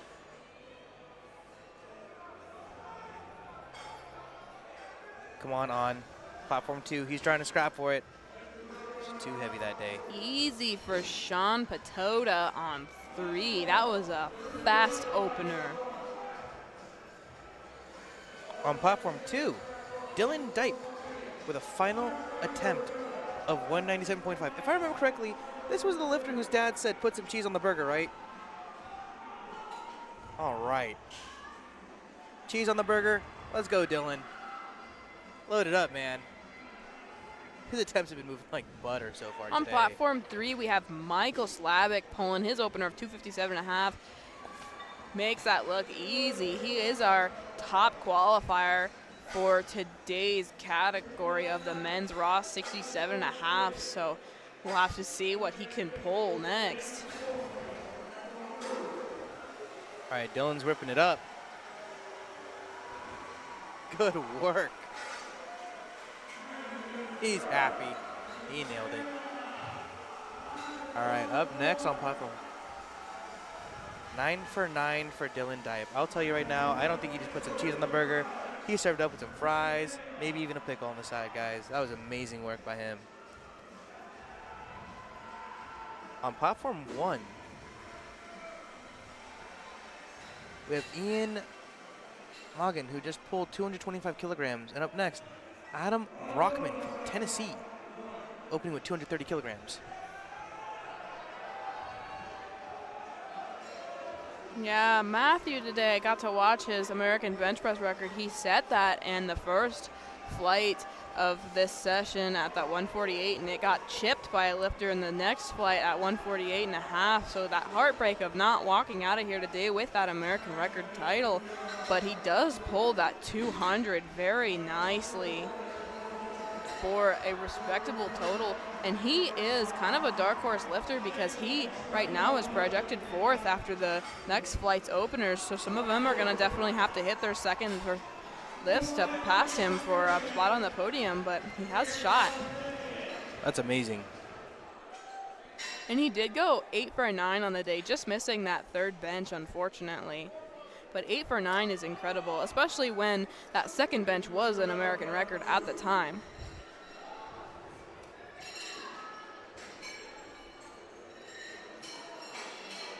We're rolling into third attempts now for platform number 2.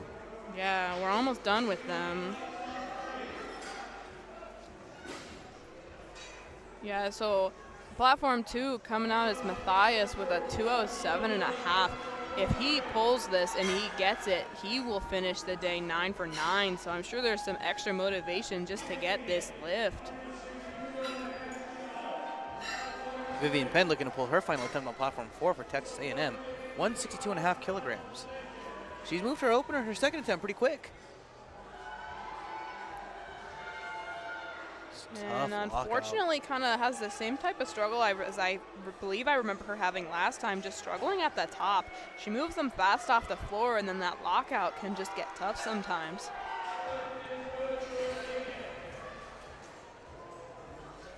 And Sky coming out to amend that 220 opener miss on platform 3. Platform 1, Tyler Chang moves 202.5 real easy. And on platform 2, that bar is loaded for Paul Herrera, 220 kilograms, 485 pounds. Sky Wu to pull 496 pounds. And on platform 2, we do just have 2 lifters left in this flight. with Paul and Zachary. Good lift for Sky. A little bit of redemption there.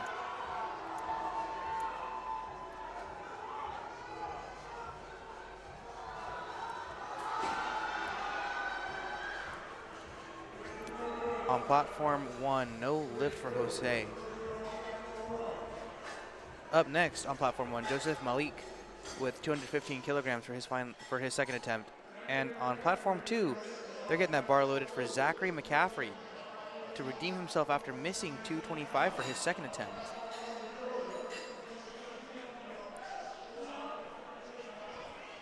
All right, last lifter of the flight for platform 2.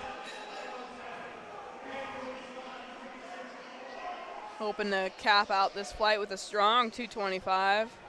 Come on, Zachary. Make a move fast, buddy. It's up, it's up, it's up, it's up. Lock it out. Lock it out. Yeah. Oh, yeah. You saw he kind of craned the neck on the way up, trying to just will himself up to the top, but unfortunately that is a no lift 2-1. Landon Longoria made quick work of 230 kilograms.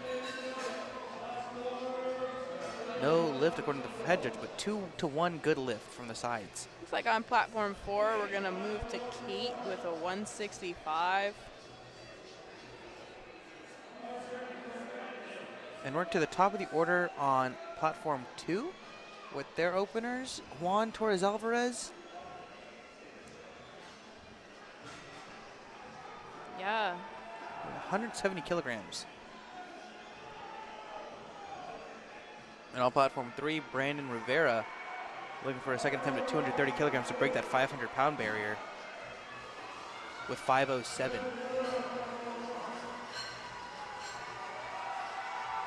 Brandon, a little bit of a grind there.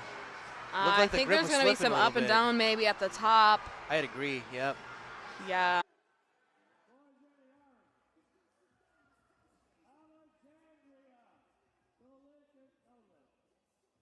Both red and blue lights for a no lift. And a little observation here, you'll see some of these equipped lifters deadlift in their squat suit or use a deadlift suit. It really just depends on where the pressure is on the hips that determines which suit for which, or which is more comfortable to pull with. Ari Whittam made 235 look like a warm-up. Child's play. Yeah. And then on platform 4, for this flight, we do just have 2 lifters. We have Olivia and Jennifer left. And Jennifer will be re-attempting that 213 American record attempt next, so pay attention. Watch out for her. David Patterson decked out an A7 everything. Coming to pull 237.5 after smoking 230. Just doesn't come off the ground.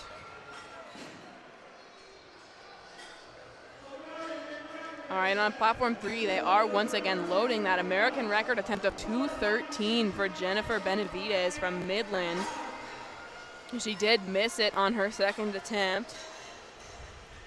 We'll see if she can amend that miss on the third attempt here.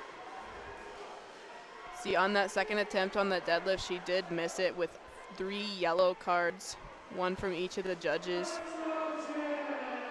On platform 3, Esteban Mallory looking to extend his total with 242 kilograms for his deadlift.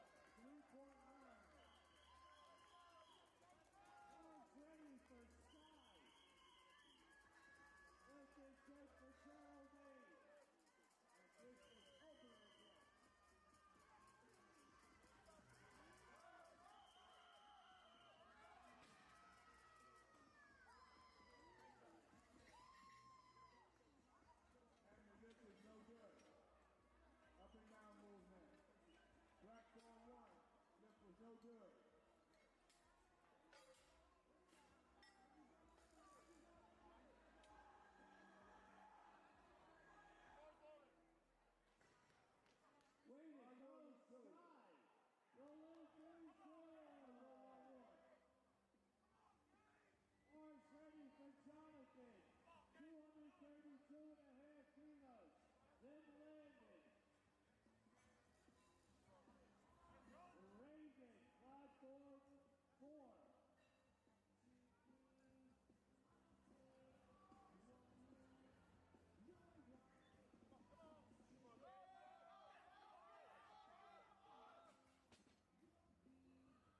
This is no good on platform 1. This is good on platform 2. Quad loaded on platform 2. 3 white lights on platform 3. 3 white lights on platform 4. Here comes landing.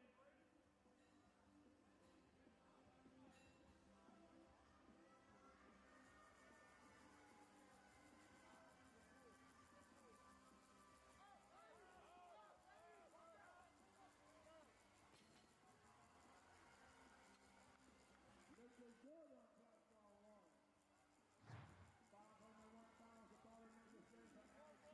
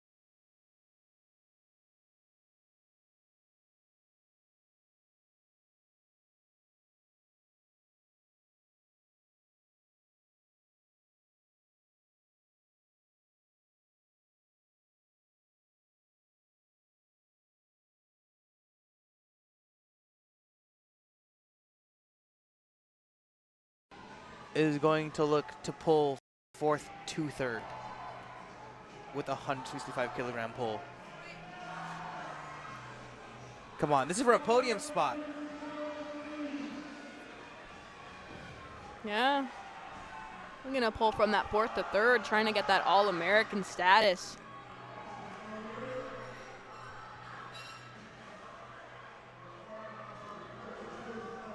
She sets up for it. Come on. Braces. Go, go, go, go. Oh, My God. Yes! Easy lockout and What is everything. this? That flew. Oh Yes, my 3 God. white lights for her, and she will move into third at least for now. We will have a lifter attempting to take over that spot potentially later, but we'll see. Sorry, I stand corrected. She moves into second. Amazing. On platform 2, Joseph Macalfini is looking to pull 227.5 kilograms to go from 11th to 10th. Slow at the lockout. Finish it, Joe. Finish it, finish it, finish it. He got it. He did. Let's see what these judges say. They Three say white 3 lights. white lights. Danielle, 165. 4 lifters remain on platform 4. 3 on platform 2. She's fighting at the top. Come on, Come on, pull, lock it pull out. Power of the socks, through. power of the socks, power of the socks. Right there, she locks it out. She got the down command. Oh, it was just a hair too late. Yeah, I think she maybe went down just a little bit early on that down command. I think something the lifters have to keep in mind of is if the judge is undecided, if they think it's close and that lifter makes the face indicating that they know they didn't get the lift, they can kind of convince the judge, oh, they didn't get the lift. They don't think they got it, so they didn't get it. But I think if they kind of can smile and convince the judges a little bit, maybe get some cheers from their teammates, the judges can sometimes be swayed. Exactly. And that's one of those skills that I think you really learn, especially as you compete more and more. Yeah. You know, it's like, what so little Reagan things- pulling a 180. Pull. Lock it out, lock it out. Oh, yeah. That should be a good lift, too. She said power the Jaguar with that singlet. Oh, 3 white lights yeah. and the hop of the celebration. The coach high five. I think she just hit her coach in the face. It's okay, they're tough. Coaches are tough. Yeah, he'll make it. All coaches are tough. They got to be prepared to take a little beating. Exactly. I remember clips of like Westside Barbell EJ, where platform losing 2, gets trying to thrown. pull a 232 and a half. Trying to pull from 19th to 11th. Kind of the definition of a big jump. deadlift specialist here. That's a big jump. Oh, But it just blew to the unfortunately floor. not there. Well, Daniela Valdez is looking to maintain her first place spot with this 190 kilogram pull. And while she tries to maintain that first place spot with this 190 pull, everybody direct your attention to platform 2, where it looks like Chase Chapa is going to lift 263, a 28 kilogram jump, trying to nab that American record. They're getting that bar clean for him. And Midland, I know, is going to get loud here when they announce him. They're getting that crew hyped. Come on, chop it up, Choppa. 263. And on platform 4, Laurel Pimentel is looking to pull from 4th to 3rd. Come on, Choppa. This is the current American record for the men's 60 raw is 253. He's jumped it by 10 kilos. Oh my God. Come on, come on. Come Lock on, it, lock it, pull. Lock it, lock it, lock it. Oh no, unfortunately. Maybe you should have just jumped it a little bit less and tried to take an easier pull at it, but it was a valiant effort, and he still will Amazing finish the work. day as Chase Chapa national champion. And Lauren will be unsuccessful in her quest from going from 4th to 3rd. But that will conclude our Collegiate Nationals lifting. For day one. Day Day one, one yeah. of 4. Don't worry. If you want to see more lifting, we have 3 more amazing days full of awesomely talented, strong, powerful lifters waiting for you in tomorrow, Saturday, and Sunday's lifting. And as you watch these lifters today and became connected emotionally to them and their teams, these teams are continuing to compete with lifters in those different weight classes for their final team placements after all the days are done. Those team awards will be given out as determined after the final session is completed on Sunday. Thank you for tuning in. We have enjoyed commentating for you today. Have a lovely rest of your night, and we appreciate you supporting USA Powerlifting and our collegiate lifters. Absolutely, guys. Have a good night.